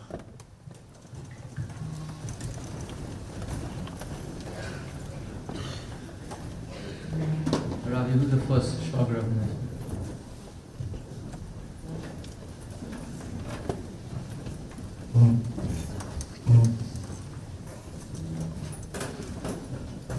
I too can only say, Tzali Olechochi, Rabbi Dovid, 36 years. I knew Dovid, Rabbi Dovid, Kol Kula Neimus. His whole personality was the personality of the Imus. To me, always to me, with the Chamimus, with the warmth. The Imus, which we all saw, the Imus he had to every person. And the question was, I soon realized, where's this Imus coming from? How do you reach these dargas of the Novel Chaveru, the Midas? How do you reach these dargas? You soon saw, when you saw Dovid, as was mentioned before, that what we saw on the outside was only the edge, the tip of the iceberg. As the Rav said before, it was fire on the inside. There was all kinds of midas, all kinds of anhokas that he had, which nobody had to know about. But they were there. If you paid attention a little bit, you saw in the davening, this was mentioned. Anybody who stood next to him in the davening could see Kriya Shema, any davening. But you could see, if you go further, the milas that he was holding at, the madregas that he was holding at, was way above our asogas. So you'll hear a little later, it's now been proven. We all knew he was busy with different things. He once told the Talmud once asked him, how do we say Ma'ariv on Motzei Yom Kippur? We say Slach Lon right after davening Yom Kippur. What's the Aveir between the end of Nilu and the Kapora and the Shmon Esrei? What we did was daven Ma'ariv. Where's the Aveir? So Dovid told him, I don't understand, when you answered, Baruch Hashem HaMavoyach L'Olam Haba, did you have kavanah in that Shem? He was holding, we don't even think about this. He was holding different madregas. That's where you have to have kavanah in that Shem. You had that tefillah, you want to tell this Talmud, there's always higher, you can always achieve more, you can go higher. And the Chayre he was holding there. We'll never really know how far it was. I come from Eretz Yisrael, Baruch Hashem, there's a lot of Chosh V'Yidin, I'm not sure Doyle I've seen. But since I knew, from knowing him, I always knew there was something unique here. There was some Nikiyus, there was a Maila, there was a Balmadrega. And it was all Nister. Just there's one thing, there's one problem. You can keep your Benodam Mamokim, you can keep Nister, because it's only between you and the Eibishter. You don't have to involve anybody else, so you didn't involve anybody else. But Benodam and Chaveroi, there's somebody else involved. You have to be, we're talking about another person. So there we can see it. So the only thing we saw, this Neimus that we saw that in the Benodam and Chaveroi, because then he couldn't keep it inside. But the same Darga that he had in Benodam and Chaveroi, then where it was, he had it in Benodam and Mamokim also. And as they said, because by Dovid it was all one thing. There was no, he wasn't, somebody told me, he was the nicest person in Los Angeles. Maybe he was, but that's not the Nekuda. He was an Oived Hashem. And being an Oived Hashem, it means both Benodam Amokim and Benodam Chaverah. And being Oived Hashem means you have to be the nicest person in Los Angeles, so you are. But it came from because he was an Eved Hashem. He was an Emes Eved Hashem. And there's another Nekuda. We say, we just finished in the Dali Rosh Hashanah Yom Kippur, we say, V'yosu kulo maguda achas la'aseh mitzoincha b'leiv of sholem. So there are two distinct things we're asking for here. Yasu kulo maguda achas, we should be created, we should become one, and then we should be and another thing we're asking for, la'aseh mitzoincha b'leiv of sholem. But really the two things are connected. In order to be an aguda achas, in order we really should be connected to each other at the soif, it only is totally in that we should be lasage with soin kobalev of shoulder. Because what's keeping us from connecting to each other at the soif is each person has his own ritzoinus. Each person has his own things that he wants, and it doesn't fit with what the other person wants. So I can't really connect with him. But as long as what we both want is exactly the same as lasage with soin kobalev of shoulder, with complete devotion, we want lasage with soin, then we really can connect to each other. Rabbi Dovid Gruman was Oyser Ritzoyne B'Leiv Shoulder. And since that was the case, there was no Ritzoynes, private Ritzoynes of Rabbi Dovid Gruman himself.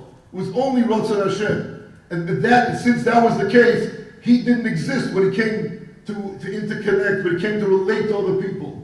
So, Adrabah, he could become an Aguda Achas with another person, because he was Oyser Ritzoyne B'Leiv Shoulder. He was he always was a tremendous Chosim Chazon Ish. He named his Shai over here, was named after the Chazon Ish. I think the most fitting thing is the Chazon Ish is the famous Igeres of Chazon Ish. It says, and I think it's fitting about him, the Chazon Ish says, Aish HaZoich HaLidiyas HaTorah, U'oilech Bein HaNoshim, a person who achieves Yidiyas HaTorah. In this case, Yidiyas HaTorah I don't think means the knowledge, but Yidiyas HaTorah B'Emes is what Torah really is, what Torah really means. So he looks like Hoylech Ben Anoshim, the Nidmek Ibn Yodom. To us it would seem that he's a regular person. Aber B'Emes U'Maloch Hadorim B'nei Tmusa B'chai Chai Atzilus U'Muroi B'Makol Te'ilu. In truth, he's not a regular human being. He's really a Malach who just externally appears to be one of us, just like the rest of us, but he's really living in a different world, in a world of Atzilus, in a much higher world than all the rest of us. I think that, Dovid Gruman, I think we can say that about him. He was Chai Atzilus in this world. He seemed to be another normal LA boy, grew up in Los Angeles like all the rest of us, but really he was Chai Atzilus, U'Meroim HaMakom Te'ilu. So, the Pasuk says by Eli HaKoyen, that when they came to tell Eli HaKoyen that the Plishtim won the war, the Plishtim defeated Am Yisrael. So it says, Vayana Mevaser, the Mevaser who came to tell this Eli HaKoyen, it says, Vayomer Nos, Ha'om Lifnei Plishtim, V'gam Magefo Gdoilo Yisabom. They come to tell him, Am Yisrael lost the battle, they ran away, there was a tremendous Magefo. Gam shnei bonecho meisu, Chofni uPinchos. They told Moses his own 2 children died. V'aroin Elokim nilkecho. And the last thing that happened was the Oren Elokim was taken. So the Pasuk says, V'ayi ba'askiras Aroin Elokim, v'yipol malakitze v'yomis. When they mentioned that Aroin Elokim was taken, v'yipol malakitze v'yomis. This Pasuk always struck me. We're talking about a case where they came and told him his 2 sons died. And what caused him to fall? V'yipol malakitze v'yomis, v'nilkach Aroin Elokim. His 2 sons he could handle. What he couldn't handle is Nilkach Aroin Elokim. There was separate, when we're coming here, we're standing this Maimed, we're coming of Hesped, of Tsar, of mourning. We're mourning for Dovid Gruman that we all knew, Chaver, a member of family, members of the family, also members of the family was a greater tragedy, the greater loss. But there's also a loss, especially for this shtot, of Nilkach Aroin Elokim. There was an Aroin Elokim here that was walking among us, and now we lost, and that is a gewisse madrega, different hesped, different tsar, than Nilkach Aroin Elokim. The Pasuk says that tzaddik ovad ve'eni som alev. I saw once a diuk, that tzaddik ovad, when is the tzaddik lost? Kishe'eni som alev. But if we meisim alev, if ish som alev, then they have a chance that tzaddik loy ovad.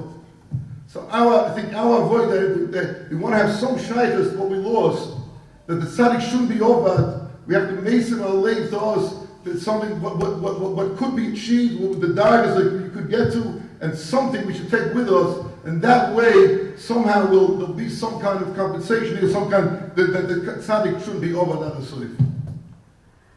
As they said that it was mentioned, it says B'shas Hesped, the Yifzer himself is there, also Kaimno. So this is my last chance to say, to talk directly to Rabbi Dovid. In Olam Emes, I think we're not going to be close. At least here, we had a chance. We had a shaykhus, and this is just to ask him to be Metzioisha for all of us, for his wife who was so devoted to him, for his kid, for his children, for all this whole city. He was devoted to the city, and for Kol Klal Yisrael. Bocha Hashem Elokim Dinu Al Koponim.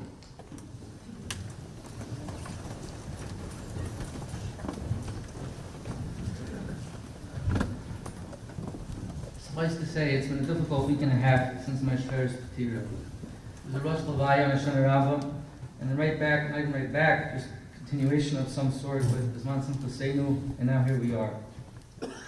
In a certain sense, having a little bit more time to collect one's thoughts is beneficial. On the other hand, the last week and a half, I think I speak for everyone, feels to us like a century. The suddenness of my Shresh B'tir also makes it even that much more difficult to absorb in the process. In the brief few minutes that I have, I'd like to share some of my personal thoughts and perspectives, which as an Adam makes me a little bit more objective than a biological child.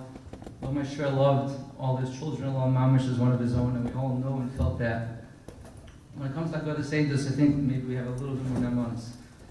Looking out at this unbelievable crowd here tonight, it's mamish a true testament to the love the community had and has for Mashari, Balacha, and Mashrigar. Thank you everyone for coming. The love and support that we've been experiencing here is something that's unbelievable. It means a tremendous amount to the family. As Ruth mentioned before, we all want to walk away from here tonight with something we can gain from, something we can grow from, hold on to, learn from. As we said just a few days ago in Kehelas, which I learned for Yehuda in the hospital a few hours after my Shreya was nifter, and the whole Kehelas really is just such a beautiful hesped on my Shreya's life. Those left alive need to learn from those who are not here anymore. I can tell you in advance from my shvagos who are going to speak soon, I'm not going to say what they're going to say, but as a preview, I can tell you there's no doubt you're going to hear some amazing things and walk out of here tremendously mechuzik from what you're going to hear. But first, a few of my own thoughts. Zaidi from Baltimore, they call it the Zaidi of Kalevsky, who loved my shver mamish like his own child, used to quote the Briskerov on Halal that we said, on the day that he was nifter himself. And the Abducha ben Amasecha, he said there's 2 types of avodim. There's an eved that's a king in kesef that you buy. Such an eved will hire your hand, will do whatever job you need him to do, but he's going to limit himself, whatever he feels comfortable doing. I do this, I don't do that. You pay me for this, you don't pay me for that. There's a different type of Eved that's Yelid Bais. He's born into Avdus. He's born to parents who are Avodim. Such an Eved knows nothing else other than Avdus. Tefillah are asking Kodesh Baruch Hu for Dr. Briskerov. They're asking Kodesh Baruch Hu that we're Avducha ben HaMasecha. We only know one life only, a life of Avodas Hashem. And therefore, B'tachlim Meseder. My shor is a true Avducha ben HaMasecha. The home he grew up in nurtured a sense of being totally subservient to Rebbeinu Shalom and Avodas Hashem. Everybody here, I think, pretty much knew his parents. His father's Zichrono Livracha and his mother, Allah Shalom, of whom he Kamat shares a yard site, and know well the roots of where he came from. As an Edom, I know also about the life outside the Gruman home. And while not minimizing my own home, Chas v'shalom, my parents in Marukum actually slept here, which is a testament to the magnificent relationship that my in-laws have with all the Mechatanim.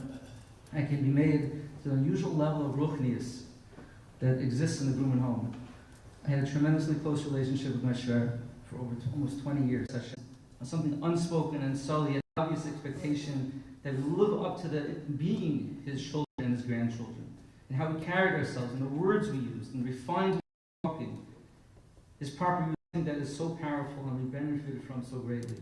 And something, B'ez Hashem, we hope to continue. Abbi Yisrael said that beyond the cloud. I have to thank my wife for bringing Abba into my life.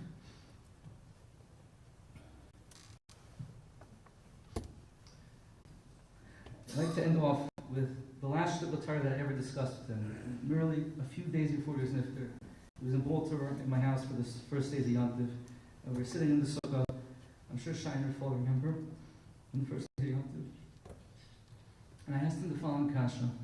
I sure always had all his Yontiv svarim, Yontiv, sitting there singing his mirrors on Yontiv or Shabbos. It's something that is just a necessity. Something that's extra, not something that's special. Yet Chazal in infinite wisdom made it a mitzvah derabanan, zeichel and mikdash, to give machzis shekel. So I'm talking about the ideas, how it shows that when you yearn for the Beis HaMikdash, why does that make any sense?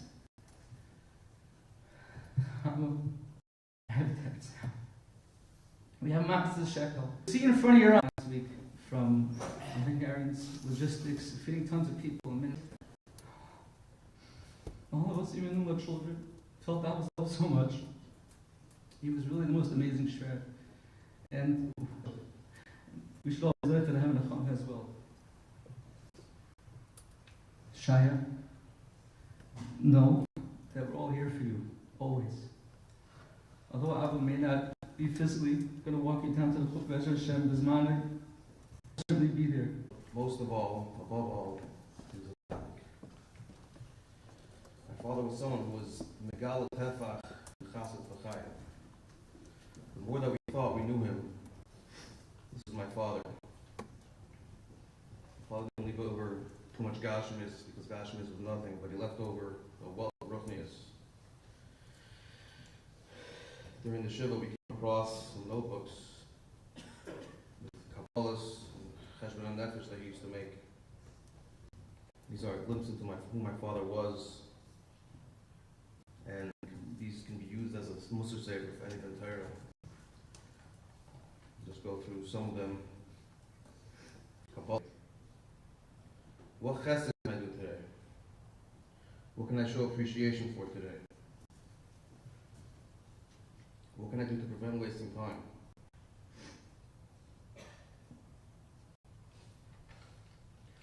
If today was my last day, what would I make sure to do?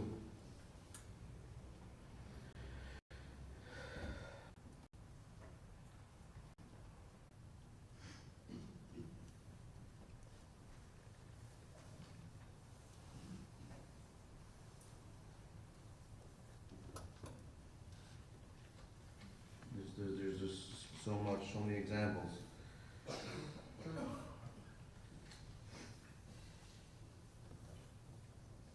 This was a card. It's not clear if it was a Cheshbon Nefesh or what, or just another to-do list. Kabbalahs, Rechilas, Dibur, Kabbalah, Lashon Hara, Birchas HaTorah, Leitzanos, Bracha Bli Kavana, Shem Hashem Bli Kavana, Bracha Levatola, Kas, Gaiva, Enos Dvorim, Gnevis Das.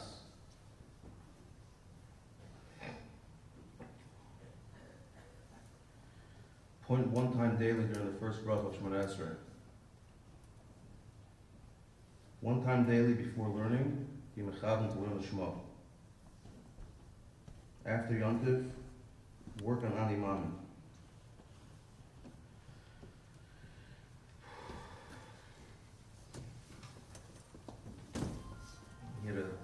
This is a cheshbon nefesh we used to make. We didn't know about any of this until recently, we just found all this. L'shma, Birchas Hamazon, Shmiras Halashon, Avarava, Birchas HaTorah, Chesed. He had a check or an X, whether he felt that he was successful in that day or not. Kachon L'Limud, Shmiras Halashon.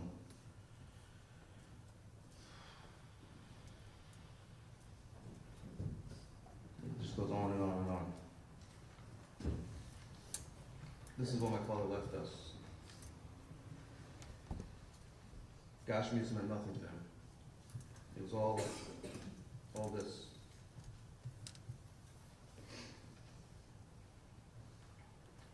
These Kabbalas and Cheshbon Nefesh weren't just idealistic virtues, but they were actual daily practices.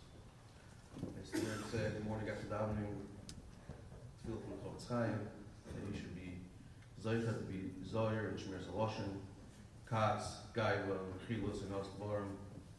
Daily tefillah, he practiced it. Sometimes he said it more than once every day. My father was very, very Zoyer in anything that had the slightest shemets of anything, any enabler or anything.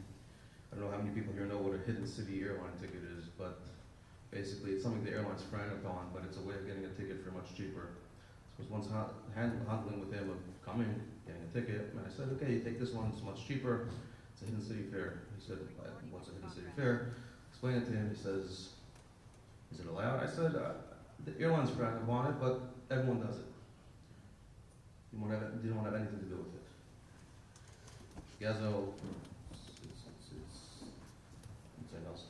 it's probably Gazo. It's not Gazo, then it's definitely the next Das. Didn't want to have anything to do with it. Something that most people probably have flown on a ticket that was a hidden city fare. My father had a close friend who was a lot different than him. I never understood how this relationship came about. I once asked him, he told me that one Purim, him and my mother were making a list from Shlach Manos, and everyone on the list was their friends. My father said that the Indian of Shlach Manos is Magareus, so we're giving our friends, it's very nice, but we should give somebody that we have no connection to. It should be Magareus. So he sent Shlach Manos that year. We became friends for forever.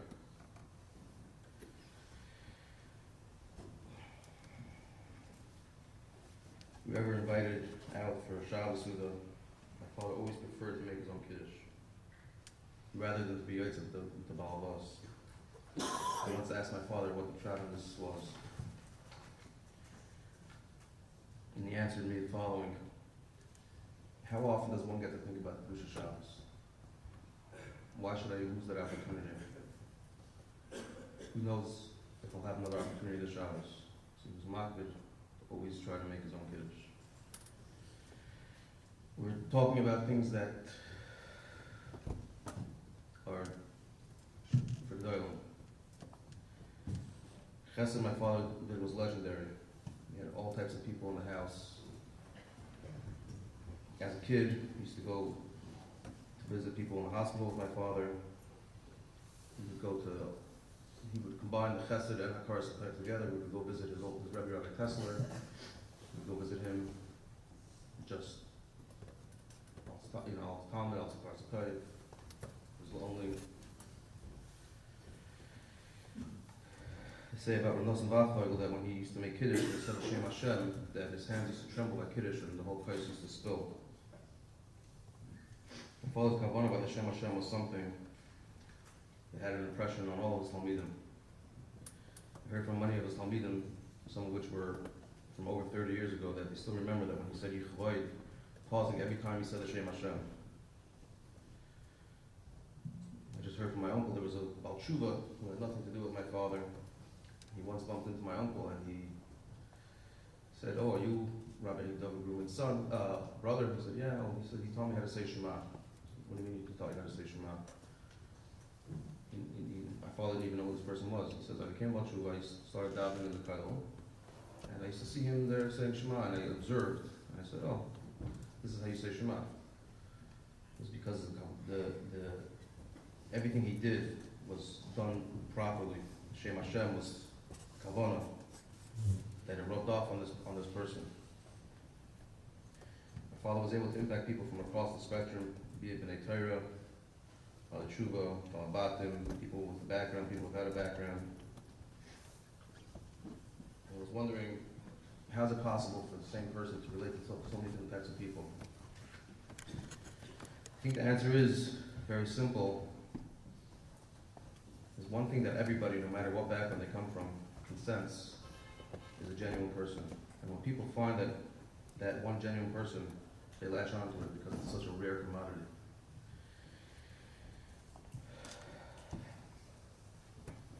There's so much to be said. Not so much time. But I just want to end off asking Abba Mechila for everything, for them to treat you right. Please be on the Yeshua for me and the entire family.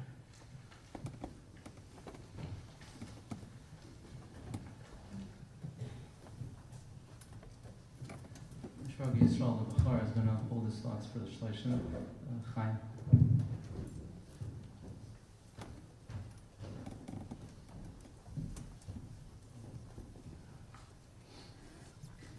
It's hard for me to properly be master my share with being quiet. I'm not going to try to be masculine. I'm just going to say a few points from Salom's perspective. As Rabbi Altuski was saying, that Mishra didn't just know Misos Sharm, how he lived it. I saw all of us even cross that off. That he didn't just know it by heart, he lived it. This is something that we all saw.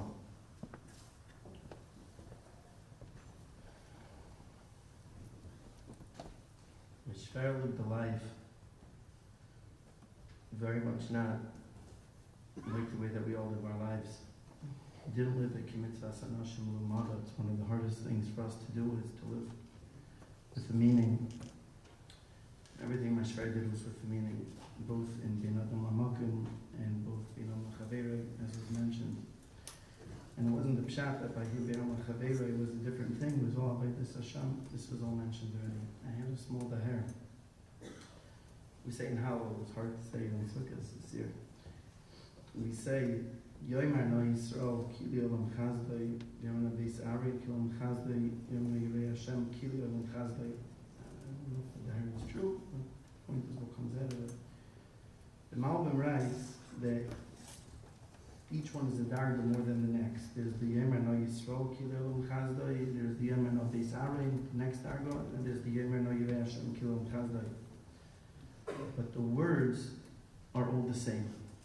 Everybody's saying Kili Olam Chazdai. So what's the difference? By both, it's the same. They're both saying Kili Olam Chazdai. Obviously, the difference is what's inside the person's heart when he's saying it. The whole Klal Yisrael says Kili Olam Chazdai, but the Yirei Hashem have a whole different meaning. They're not saying more words, maybe, but their Kili Olam Chazdai is on a whole different level.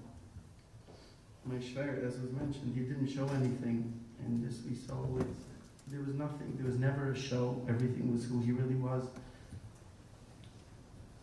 But everything was in his heart. If you were close with him, you were able to notice, as was mentioned with Shema, my house and my study, I would see him repeat Kriya Shema. Shema, Yisrael, each word slowly. By the Seder, there's a different type of Seder by Mishver. And then by Nirtzah, my Shver ended off the Seder. Zoch Shechin Moino.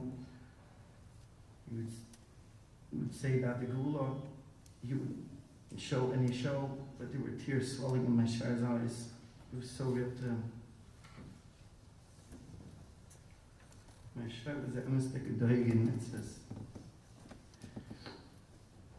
whenever he'd come to my house, the first thing he'd ask me is, where's the mincha, where's Mara? That was on his mind. He needed to know where to go, get at what time. I'll say a few things that happened. I was able to be able to be with him in the hospital, his last conscious life, the last conscious night. My show was in the hospital, in the ICU. He was half an hour alive. He said, "Chaim, is Mel live here?" I didn't know how he was able to have a head for that. The last night, I was watching him outside the ICU, and he was sleeping. And then he calls me, "Chaim, I jump out of my chair. What does he need?" He says, "Is it shkia yet?" I'm thinking to myself, "Abba, you have that, what's that?" Then he starts to rattle off mincha.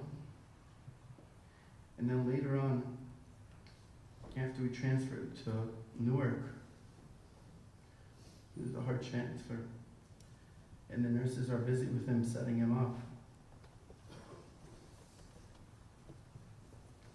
He says to me, "Chaim, can you get me a wet paper towel? I have to repeat Kriya Shema." And then when he davened Marav, he'd be in the ambulance, but he needed to repeat Kriya Shema.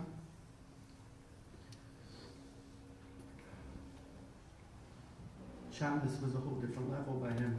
There was a tikuf that he was sending to the family, certain things on every Erev Shabbos, to add on to Shabbos that would have more meaning.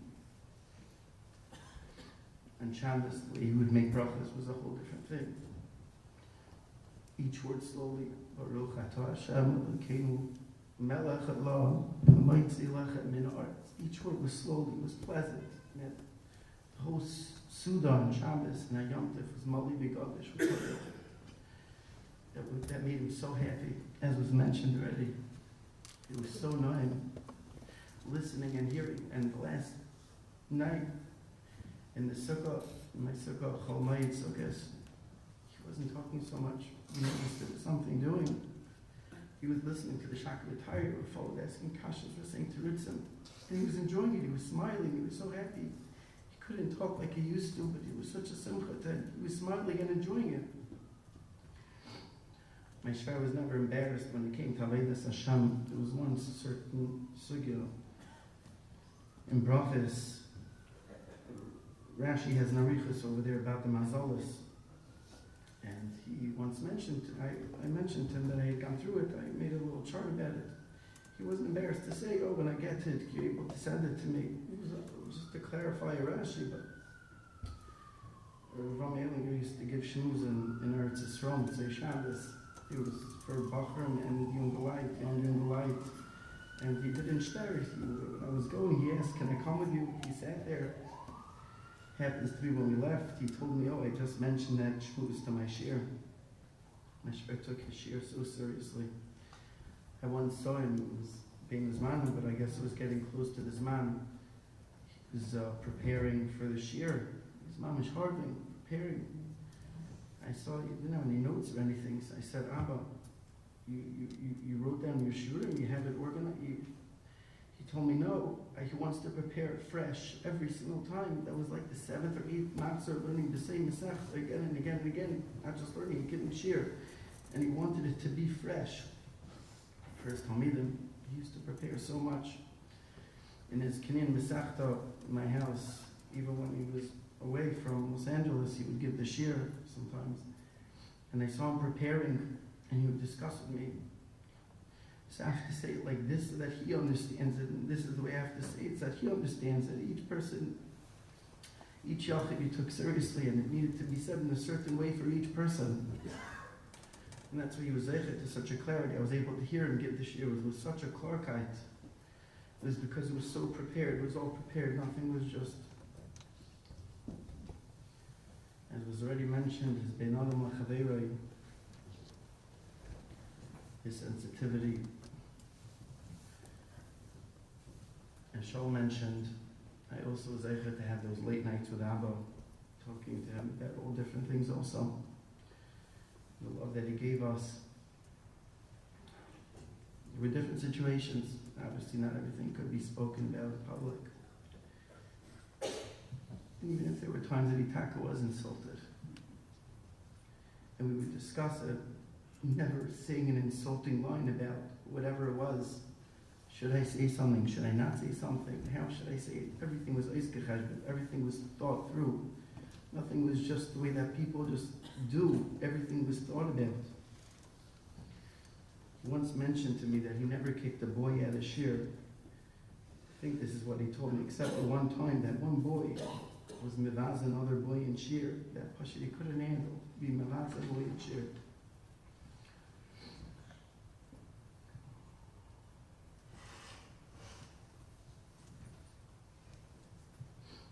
From his son-in-law's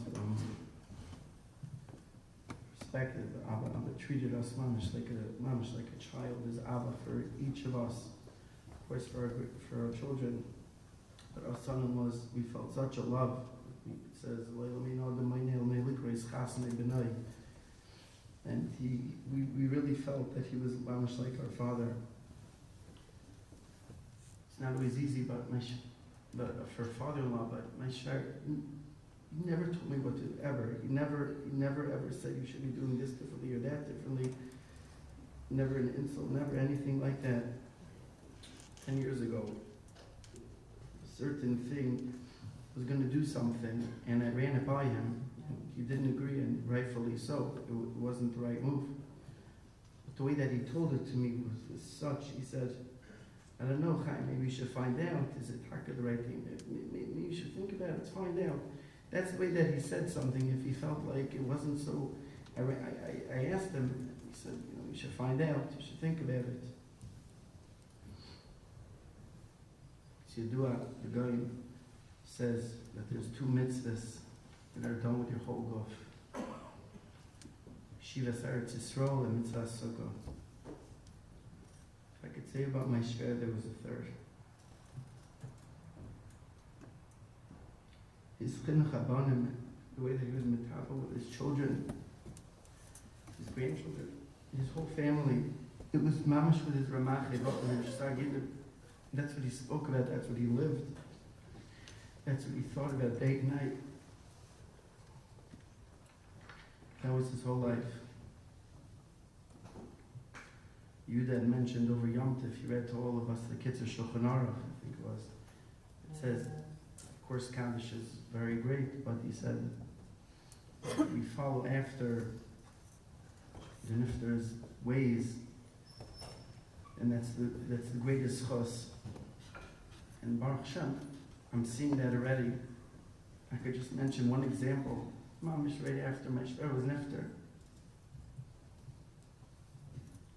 Shaya said, Abu is makbid that by Kaddish it shouldn't be that we're Navelus. Kaddish is about Navelus. Kaddish is saying Yiskabel, Yiskadish Meirab. That's what his child said right when he was Nifter. Should be a Melech Yesher for the whole family, for the whole community, for the whole Klal Yisrael.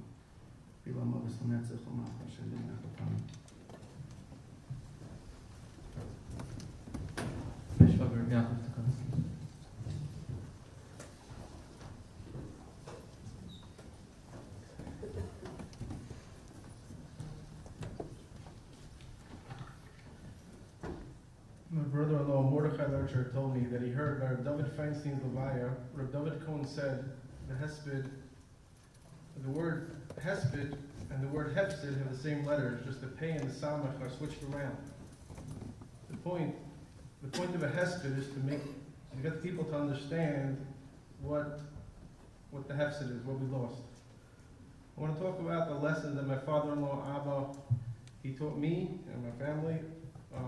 With his actions, he taught us and how a Yid should act.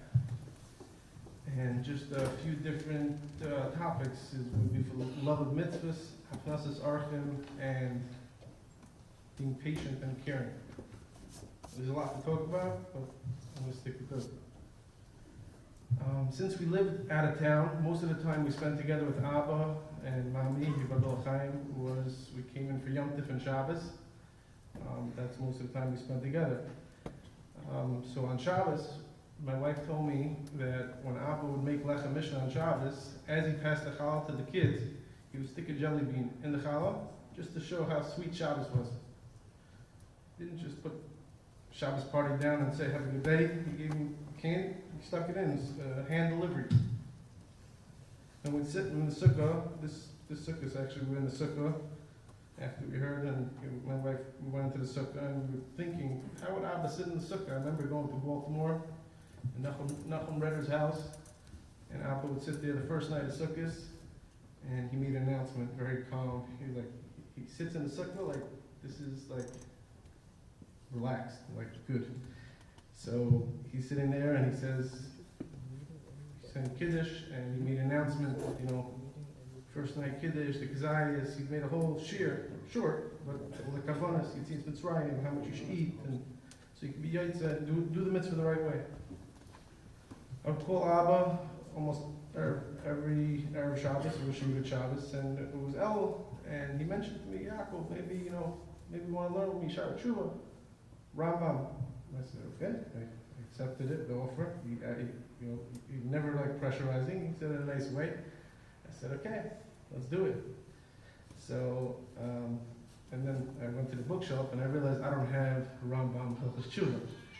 So he said, okay, we'll learn, don't worry. Next thing I knew is he ordered me Judaica Plaza, whole Frankel Rambam set, and we were able to learn together. It was a very good kavusa shop. After Elul, he said, let's continue. You know, it wasn't long, it was a minute a day. Let's continue. I said, what do you want to learn? He said, Yaakov, well, I'm going to get safer. It's called Learn Shabbos in 3 minutes a day. And that's what we did. We learned 3 minutes a day together. It was very schmuck to learn with Abba. Abba loved to be up to date on Rabbi Dovid Solomon's Musar Shmuzin, and I was his runaround man in Lakewood. I used to go to the BMG. And he was always a week behind the Rabbi Dovid Shmuzin. I used to pick the CDs up and mail them to him, so I was happy to do that. And so something like Rabbi Ruchel Shmuzin and all the countrysim, they were coming out, he was up to date. Many people spoke about how Abba said Kriya Shema of Yehuda. He said it with such kavanah. And sometimes in the shul how we said it, and people saw how we said Shema, you know, it's very easy.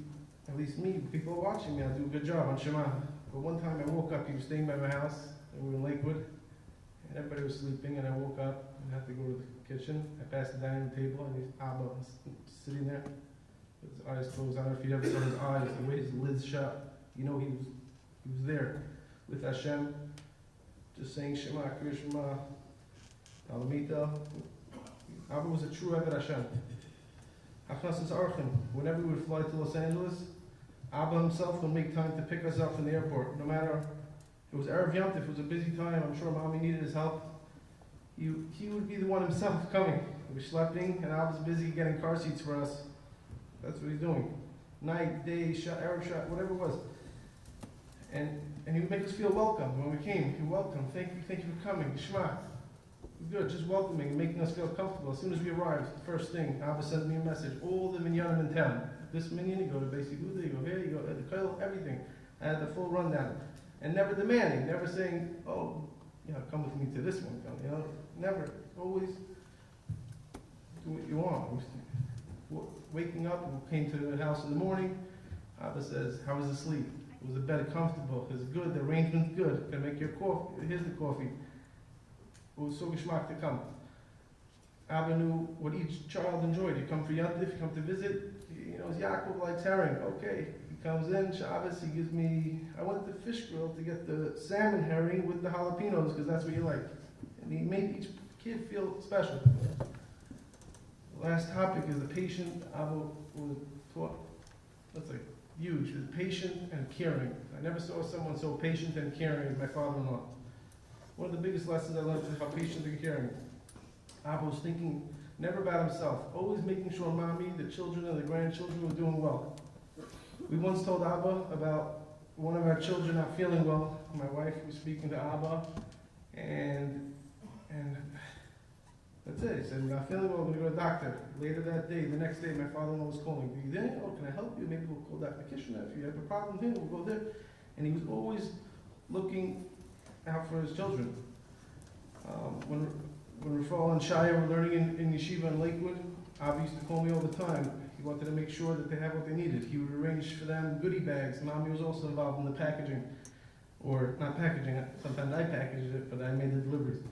And Abba would let me know, Rafal likes Jolly Ranchers and this. And he would tell me every detail. Shia gets his cookie, whatever it was, any cake or whatever it is, each child gets a special hand delivery in order, not just to give them nash, he wanted them to learn better in yeshiva. Abba knows I enjoy music. And one time, I woke up, and it was a different time, LA, New York, and I got a video of like some band playing music in LA by Chasana. I got a video, you see like a long clip, 30 seconds, whatever it was, of music. And I thought to myself, like, it hit me. I'm like, I understand. What do you have a Rebbe, Mechanech, a Rav of a shul standing there? Who's standing by the bandstand taking a video? Usually it's the younger guys, you know? But Abba knew someone else could appreciate that moment. Oh, that's geschmack, that's a good song, that's good. Let me send it to my son-in-law. And it's a connection. It was very nice. Just about a month ago, that was the last time I really spent a long time with Abba. We were in Lakewood. We were looking at some houses, and I was taking Abba around with the realtor, and we'd go around, and every single house we went into. So besides driving Abba around, I was the one taking the videos, and I was videoing, you know, my phone going around every house. And this room, that room, and Abba said, no, make sure you get the kitchen. It's very important for mommy, the kitchen. You should make sure it's a good kitchen, and how many sinks, and what's the backsplash, and Abba didn't know that. I had to tell him all this. But he always wanted to take care of mommy. The last story is Abba and Mommy, they were coming to us for Shabbos once, and before Shabbos, Abba sent me a text message, and he said, you know, please, if it's not too hard for you, can you pick up the Yatet, the Hamadiyah, and the Mishpacha magazine? I know Mommy's going to like that. And I went to the store, and we got the, I don't know, I forgot where you stayed, but just, that was my shvar. Yomar Hashem L'tzar Yiseinu Dai.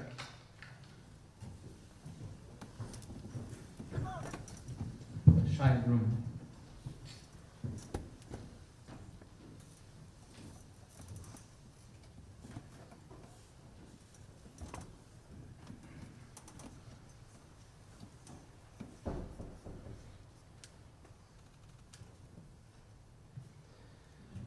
Generally, whenever someone is nifter, you always hear people saying nice things about the person.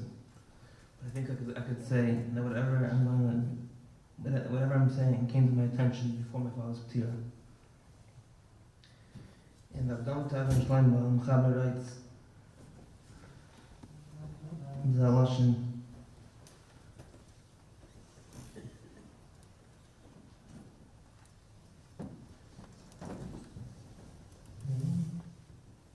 I'm just saying, I'm going to increase. I'm going to say, I'm going to say, I'm going to say, I'm going to say, I'm going to say, in dem Tag waren alle beim so nefesh Yisaitis, Muchaberes Alaguf Atzmai, Yisait Ki Nefesh, Kolbas Benafshay, Fikach. Inyan Amides, Kashem Naveres, Kashem Naveres Ma'ait. Before Midvar that the whole Kiyam HaTorah and everything else is totally in the Midas. I think that you're able to see this in my father very clearly. Whether it shows the guys with his Midas Rachmanis. I remember once I was at a cousin Shabbos Bachas, and after the Suda, I was in a shul. Bacha came in and he asked my father if there's any extra food because he's hungry. And my father for the next 5 minutes was looking around, walking into the kitchen, asking the waiter if there's any extra food. And just one Maisa.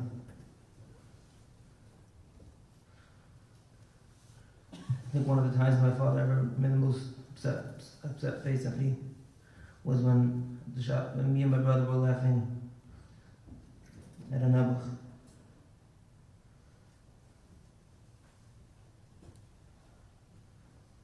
Stellt sich heißt,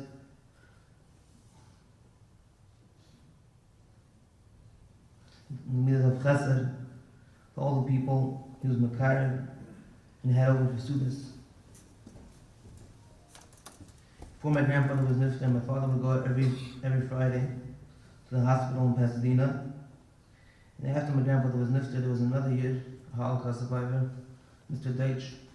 But he took over my grandfather. My father used to go to him every week, every Shabbos.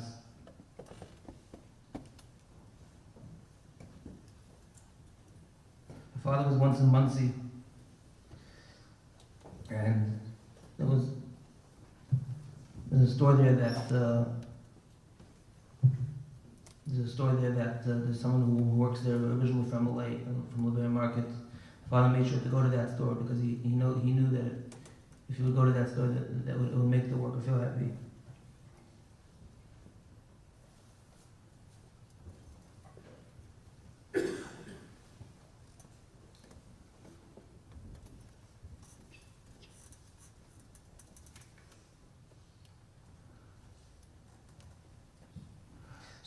Tells the Chayes in his midas as the heroes, mamish to the last day of his life.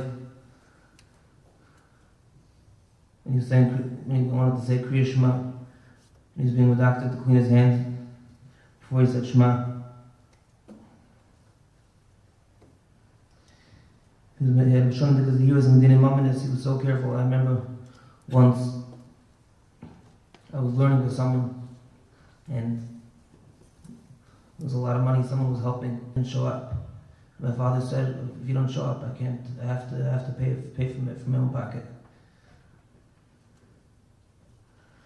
It manifested itself in his Jesus. His kibbutz ve'im was mamish not shaykh.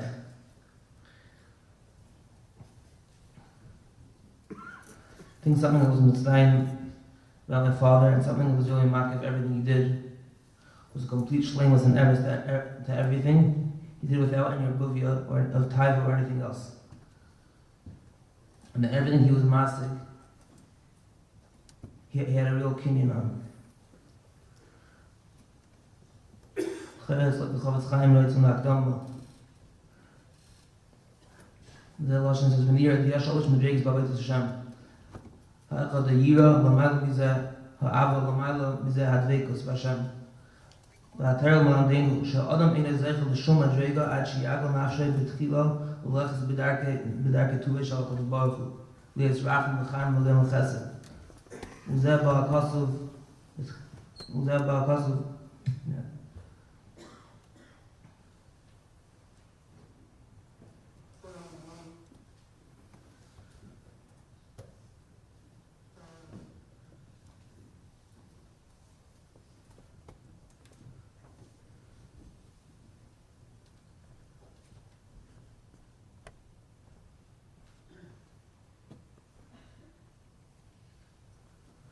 Several people told us during Shiva that the little kids couldn't stop crying. People told us that the cleaning ladies were crying. Someone told me that it was a Yiddish barber that he told me he was partially devastated. So many people mentioned that the whole Shabbos was extremely tense for them. And immediately after Shabbos, they ran to find out what happened.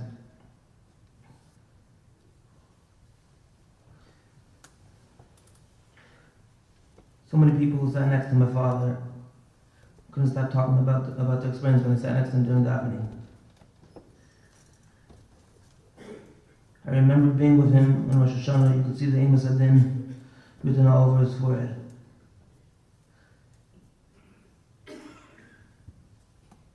I felt that when I saw him wearing his tefillin in the sky, when I saw him learning to be able to see, even if he wasn't saying anything, even if he wasn't learning anything specifically, Pasha the Mishnah, Pasha the Gemara, you saw the simcha coming out of him. think the pshat is to all this. As I said from the Chofetz Chaim, the oid that to do that, the whole yichidus of a person is kayach hadibur.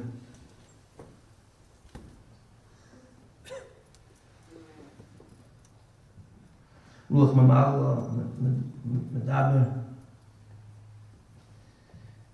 And my father was so careful with his dibur. Never said a word of lashon hara. And I think that gave everything he did such a shleim, such a realness, because it had the full Adam, and that's why everyone cared so much about him, because he was someone who was real. He was a full person, because he was so careful with his dibur.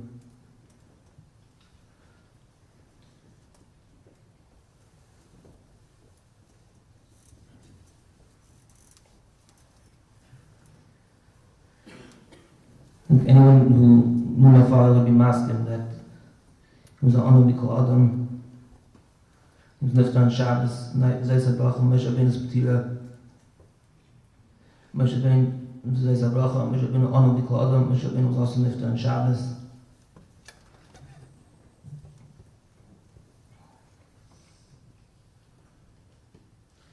Baruch Hashem, Tim Malak, upon him. Last Mass Sigma shares with younger brother, Rabbi Gruman.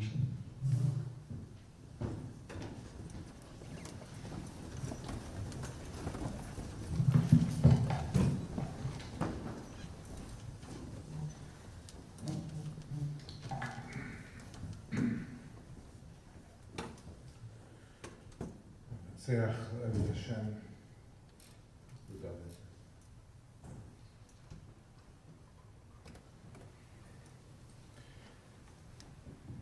Since the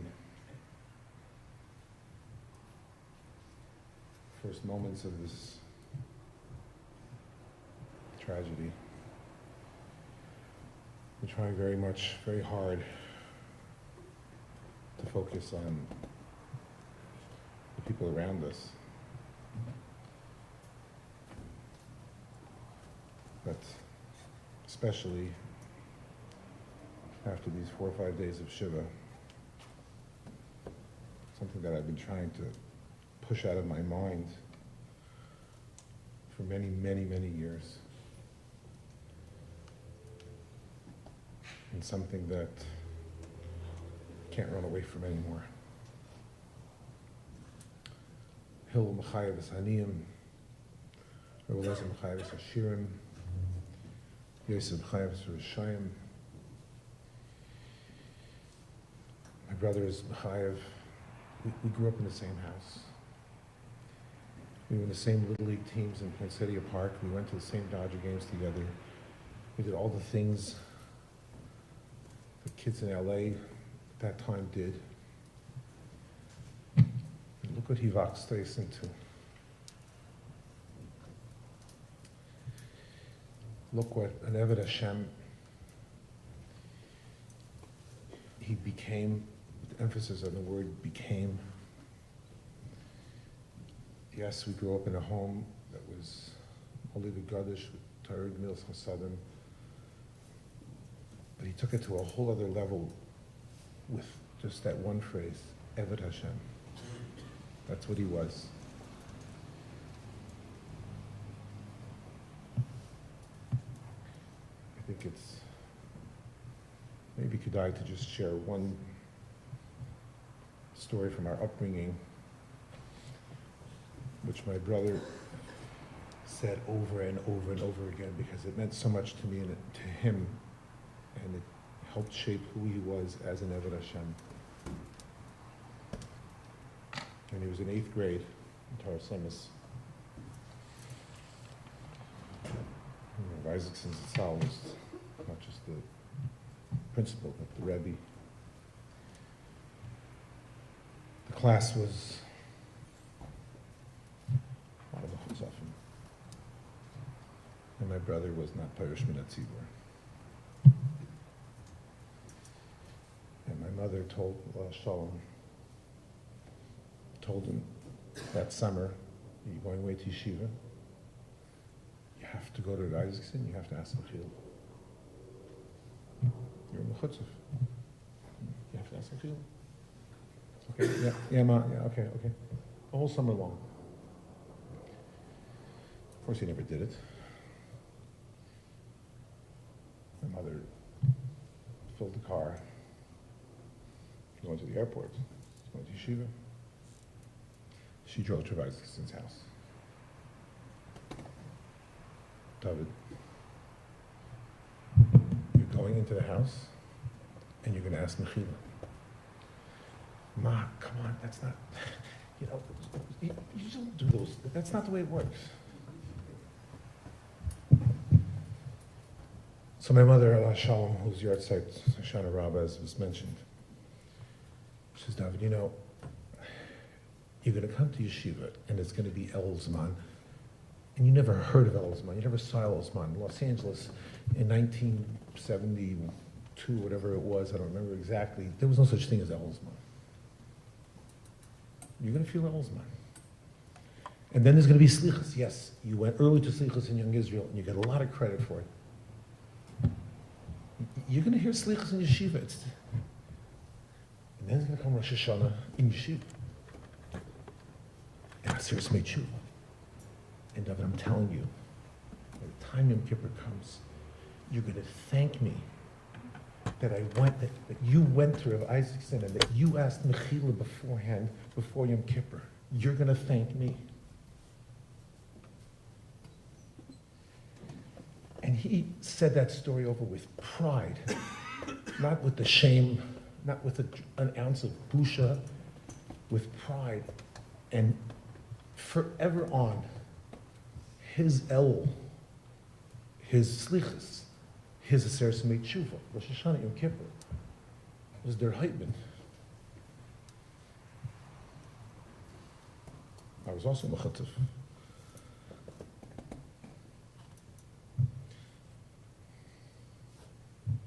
But that story just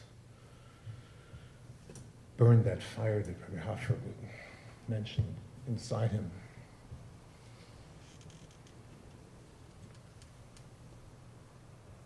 It was just a perhaps beginning of his journey of being this tremendous Eved Hashem. I said this over at the Shiva, probably a lot of you heard this already because many of you were there, but I think it's a good time to stay over.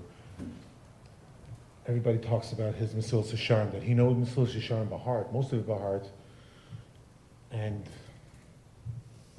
everybody said about how he didn't just learn Mesilas Yesharim, he lived Mesilas Yesharim. He was a walking Mesilas Yesharim. I just want to add one nakuda and make one major point. In the notebooks that Yehuda found, in the Hespedim HaNefesh, where he graded himself day after day after day, week after week after week, not when he was a 17-year-old bachar who had illusions of grandeur, but when he had all his children born already, and he was still steiging and steiging and steiging. He had two separate columns. The first one was learn Mesilas Yesharim. The next one was apply Mesilas Yesharim. It didn't happen by itself. He used to say over a hesped that he heard when the stipler was nifter. And everybody said the stipler had Ruach HaKodesh. Everybody knows the stipler had Ruach HaKodesh. And I think it came from Yaakov Galinsky. I'm not sure. He said, if you walked away from the stipler thing because the stipler had Ruach HaKodesh, you missed the boat. That's not the pshat. Yeah, the stipler had Ruach HaKodesh. The stipler had Zehirus. He was a Zohir Ad Ma'od, and he had such a Zehirus that it led him to Zrizas. And he had such a Zrizas that it led him to Nikias. And he had such a Nikias that it led him to Precious. At every step of the ladder of the Brisa, you saw in the stipler until it went to Gira, until it went to Kedusha, until it went to Ruach HaKodesh. Because you don't just have Ruach HaKodesh. And he said that over also all the time because he lived it. He lived darga after darga. What else could take somebody who at a later stage in his life, And yes, he did not enjoy public speaking. And yes, he accepted a position as a Rav. That usually doesn't go together. Unless you're somebody who is steiging at every single step of your life, asking yourself, what's the next obstacle to come closer to HaKadosh Baruch Hu? And as long as I'm on the subject of his being a Rav in Kesher Torah, I just want to say to the Olam here, from the shul, the love he had for you was obvious. You know that. But he also had a tremendous, tremendous respect for each and every one of you. And I believe the reason he had that respect is because your constant growth and spiritual journey was his. It was from the same cloth of what's the next level. I was frankly overwhelmed. I always knew my father at a simcha would always introduce my brother Dovid as the master mechanech. That was his lexicon. Master mechanech, Dovid Gruman. And I always knew that when it came to mechanech, there was nobody like him. Not just in Los Angeles. We all know Rabbein. I'm sitting here for 4 days, not 10, not 20, literally. By the time you're finished, hundreds of not just Talmidim, parents, one after the other coming and saying, you don't know what he did for my kid. They were not learning. They weren't happy learning. They were going through the motions. And Bochum themselves, some of you probably sitting right here, telling me stories. I don't want to say all of them because Rabbi Gross is here. I don't want to get anybody into trouble. But telling boys that were doing things they shouldn't be doing, ways of doing them that they shouldn't be caught. And then later turning around their lives. And that's what we heard again and again and another and another. And that midah did not limit itself just to Talmidim that were in a classroom setting. I was once stuck on a Shabbos. I didn't plan to be there, in a small town, in a shul, fledgling shul at the time.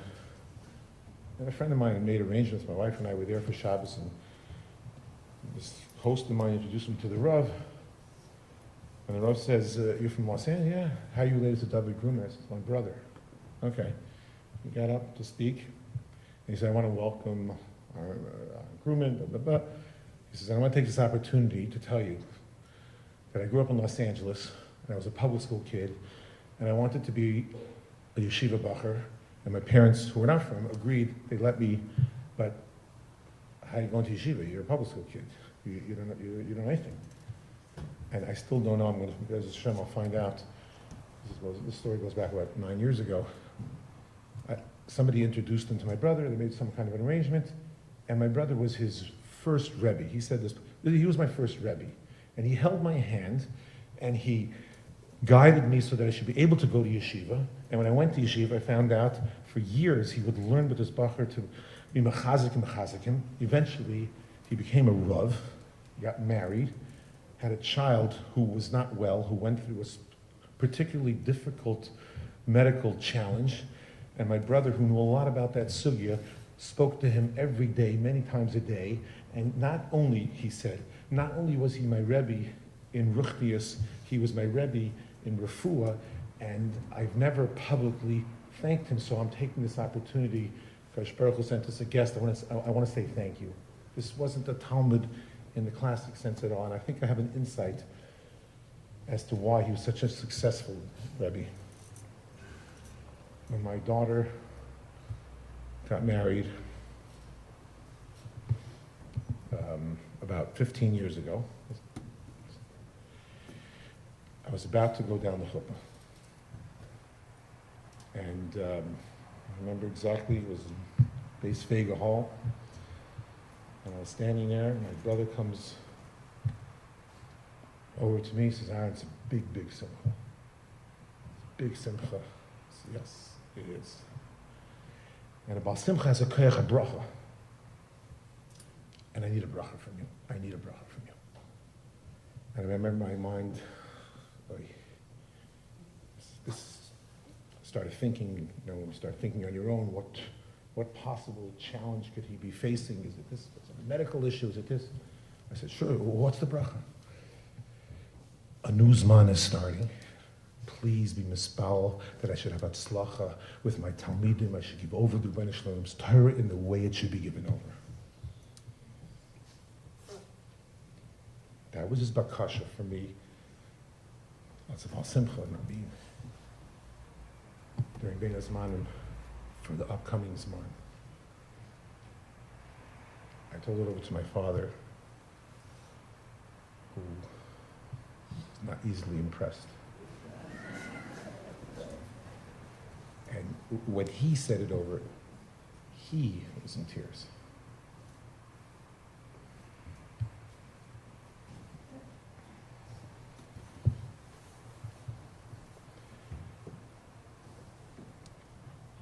I was late. I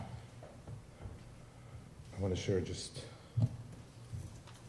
one other insight, appreciation.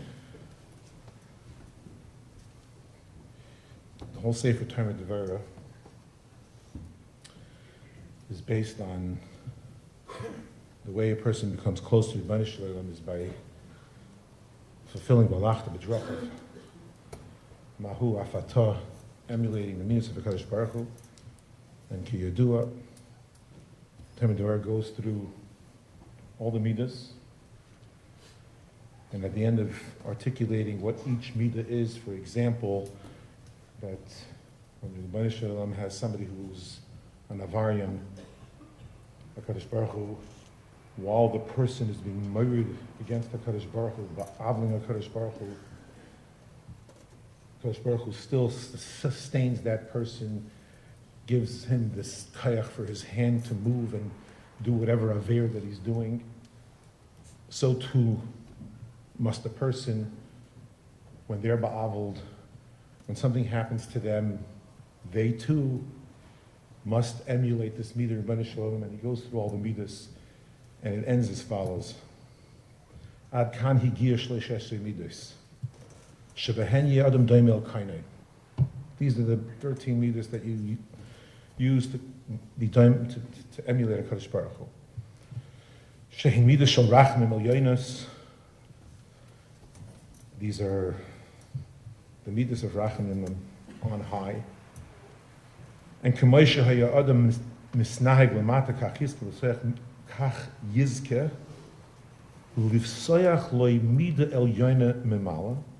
That when a person does this, they open up the midah from Shemayim, mamish, v'geirim she'oisa hamida ta'ir ba'olam.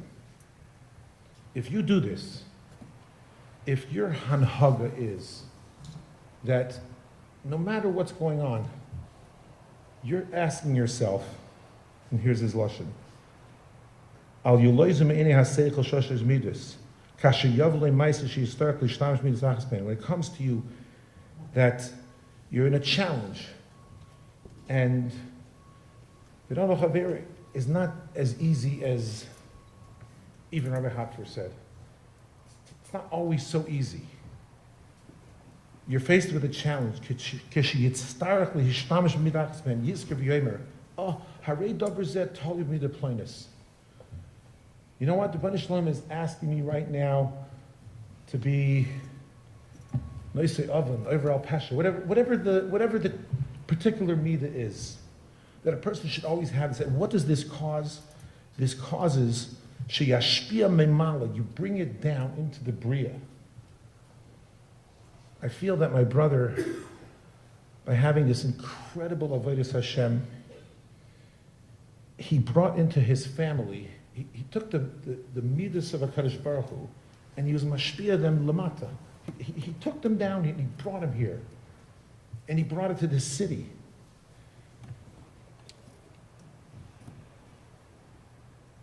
And if he could do it,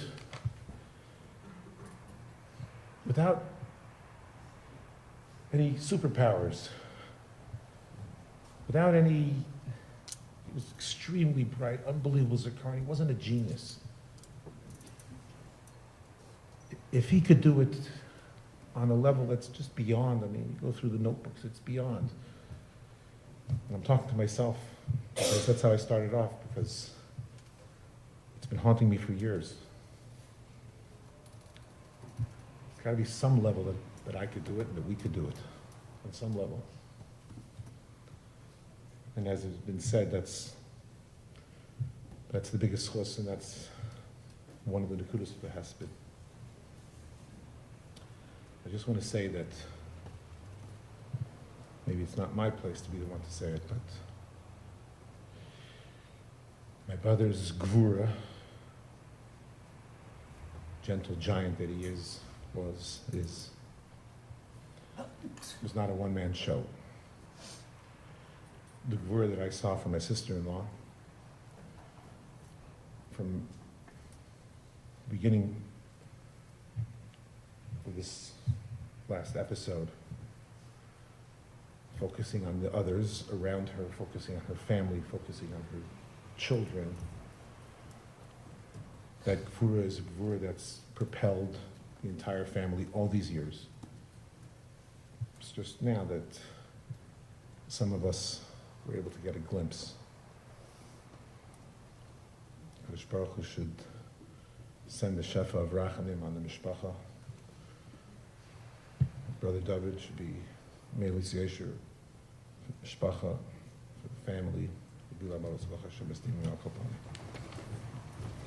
The fall would just like to say a few words.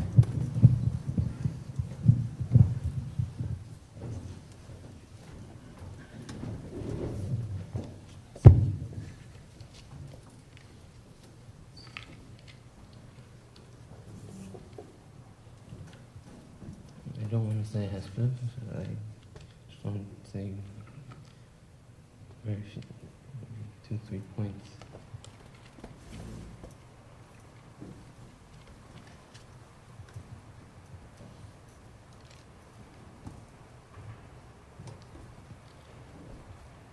It was mentioned that a lot of hanhogas and a lot of meisim of my father, a lot of them were not necessarily begolit.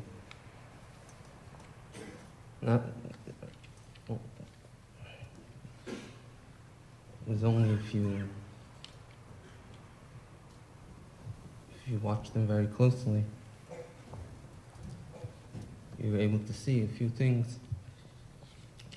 Mostly, it was kept to himself.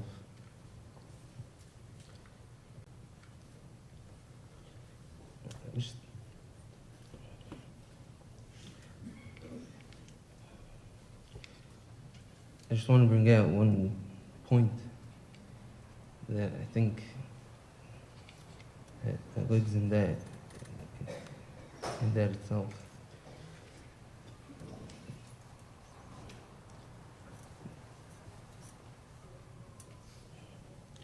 Generally, when a person does things, or generally a person needs recognition.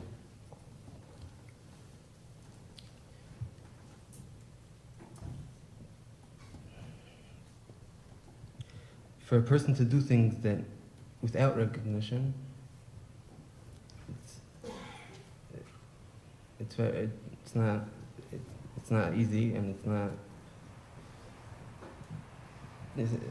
not an easy thing to do. The question is, well, I think that what brought the underlying midah that brought to this hanhaga, I think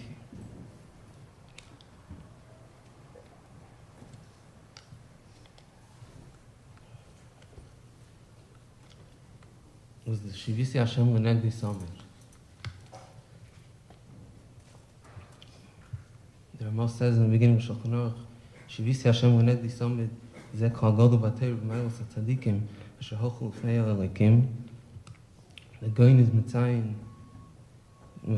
two psukim from Makar.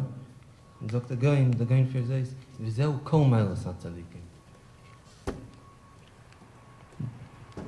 The whole Mailo of Tzadikim is Shivisi Hashem Rened Disamid. Tzadik be'emunasa yichya. Meaning to say that Shivisi Hashem Renegdi Sam Ravada, there's madregas and there's different madregas in Shivisi Hashem Renegdi Samir. But the basic inyan of Shivisi Hashem Renegdi Samir is that a person should have in front of him that he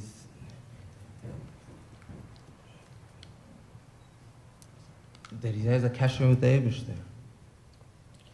And everything he does is based on that. And he does what the Eibishter wants from him. And everything he does is he's thinking first. He's thinking first about this kasher with the Eibishter.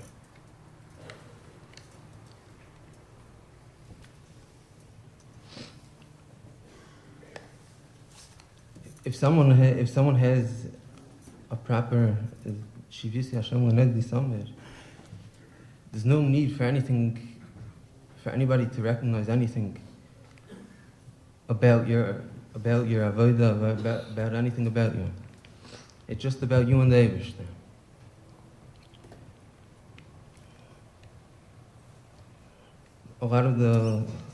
Some of the things written in the notebook that my brother mentioned were things they were talking just about a kasher with the Eibishter.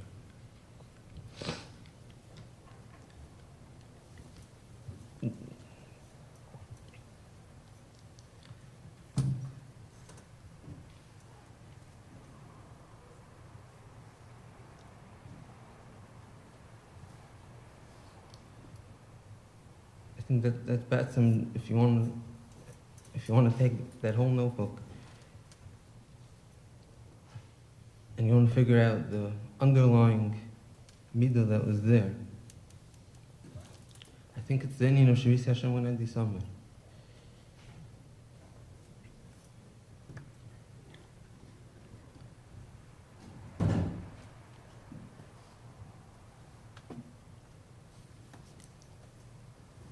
There's one point I want to mention. Another point is that everybody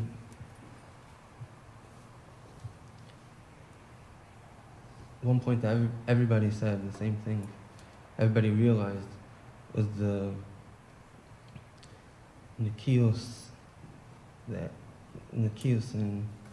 Lashon Hara and Nikios in Diburim Asurim.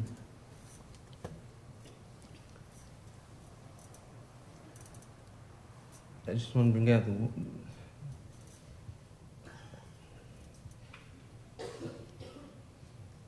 the Rambam says in Shemen Prakim, the Rambam has to steer in Dovid Chazal. On one hand, you find a lot of Maimori Chazal that say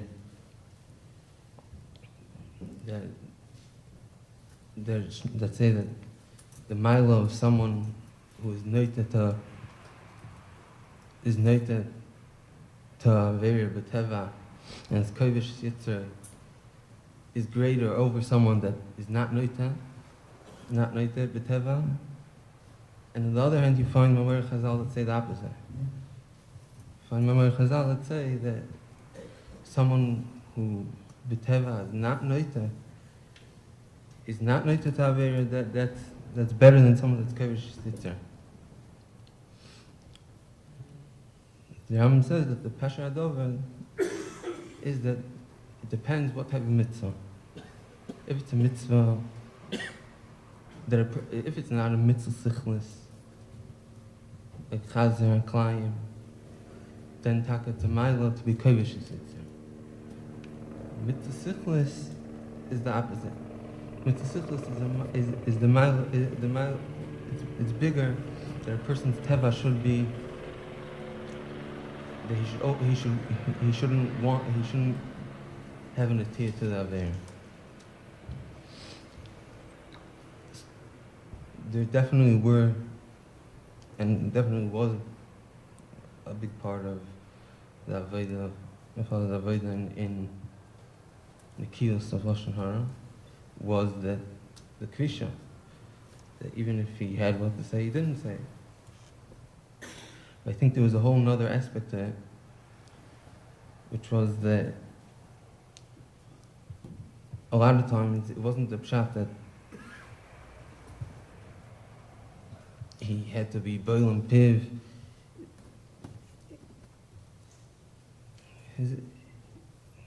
His cook on another person was, he saw the milo. He didn't see the chasar. He didn't look down at the person.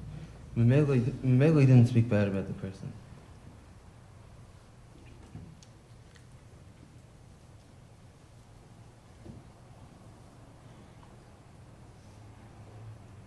I'm thinking, since all the years I'm growing up, and my siblings say the same thing, my mother is married to my father for around 40 years, says the same thing, that they never heard him say a word of Lashon Hara. Never a name came up or anything that he would make even the slightest face or anything negative about another person.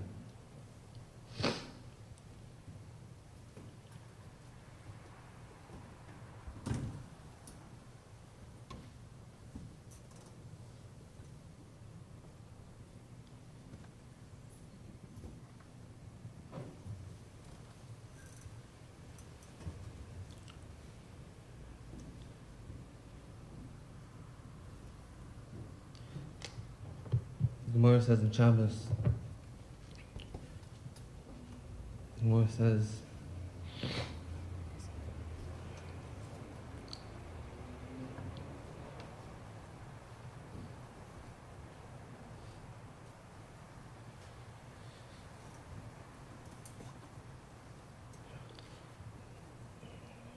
Amar Rav Yehuda Breder Shmuel Bashir Las Mishmei Derav Me'espeda she'odem nikar im benu mabo in love. You could tell from a hesped of a person, what goes on by the hesped, you could tell if the person is a benu mabo or not. Zok Rashi, it says in benu mabo, how could you tell? She'im kosher hoya hakol boichen olov u'mayridin demois u'misapim shvochem. You can tell if the person hakol boichen olov u'mayridin demois u'misapim b'shvochem, that person is a ben mabo. If not, then fakir.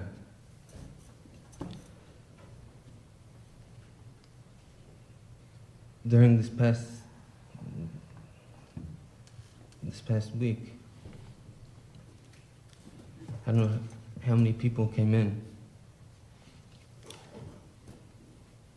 Talmidim, parents, a lot of them moms broke down crying. How my father changed over their life, or their children's lives.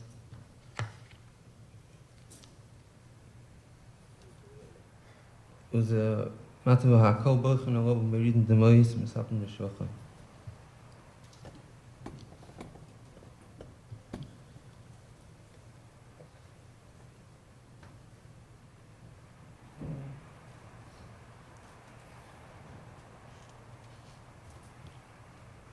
Stem bilo mavos netzach mochadem Hashem orkim dom dimim.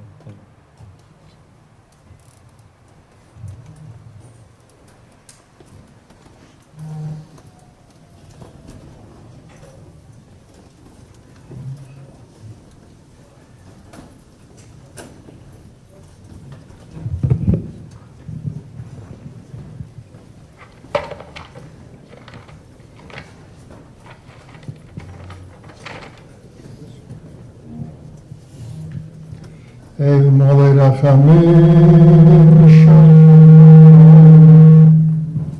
Hamtzei Minuchon Echoino Al Kanfei Ashchino Emalos Kidoshim B'Tohoirim Kizoyer Rikim Azirim Es Nishmas Rav Dovid ben Rav Pinchas Sheholach Loilamoi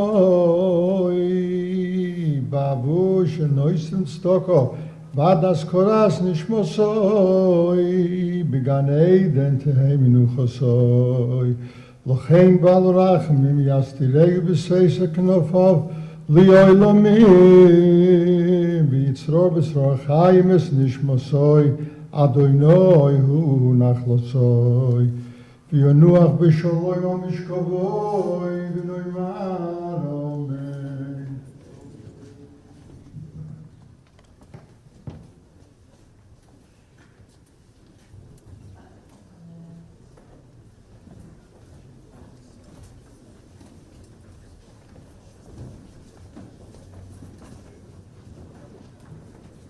The Veil will be going back to their base of the Meyer, but they'll be moving from Meyer here now as well.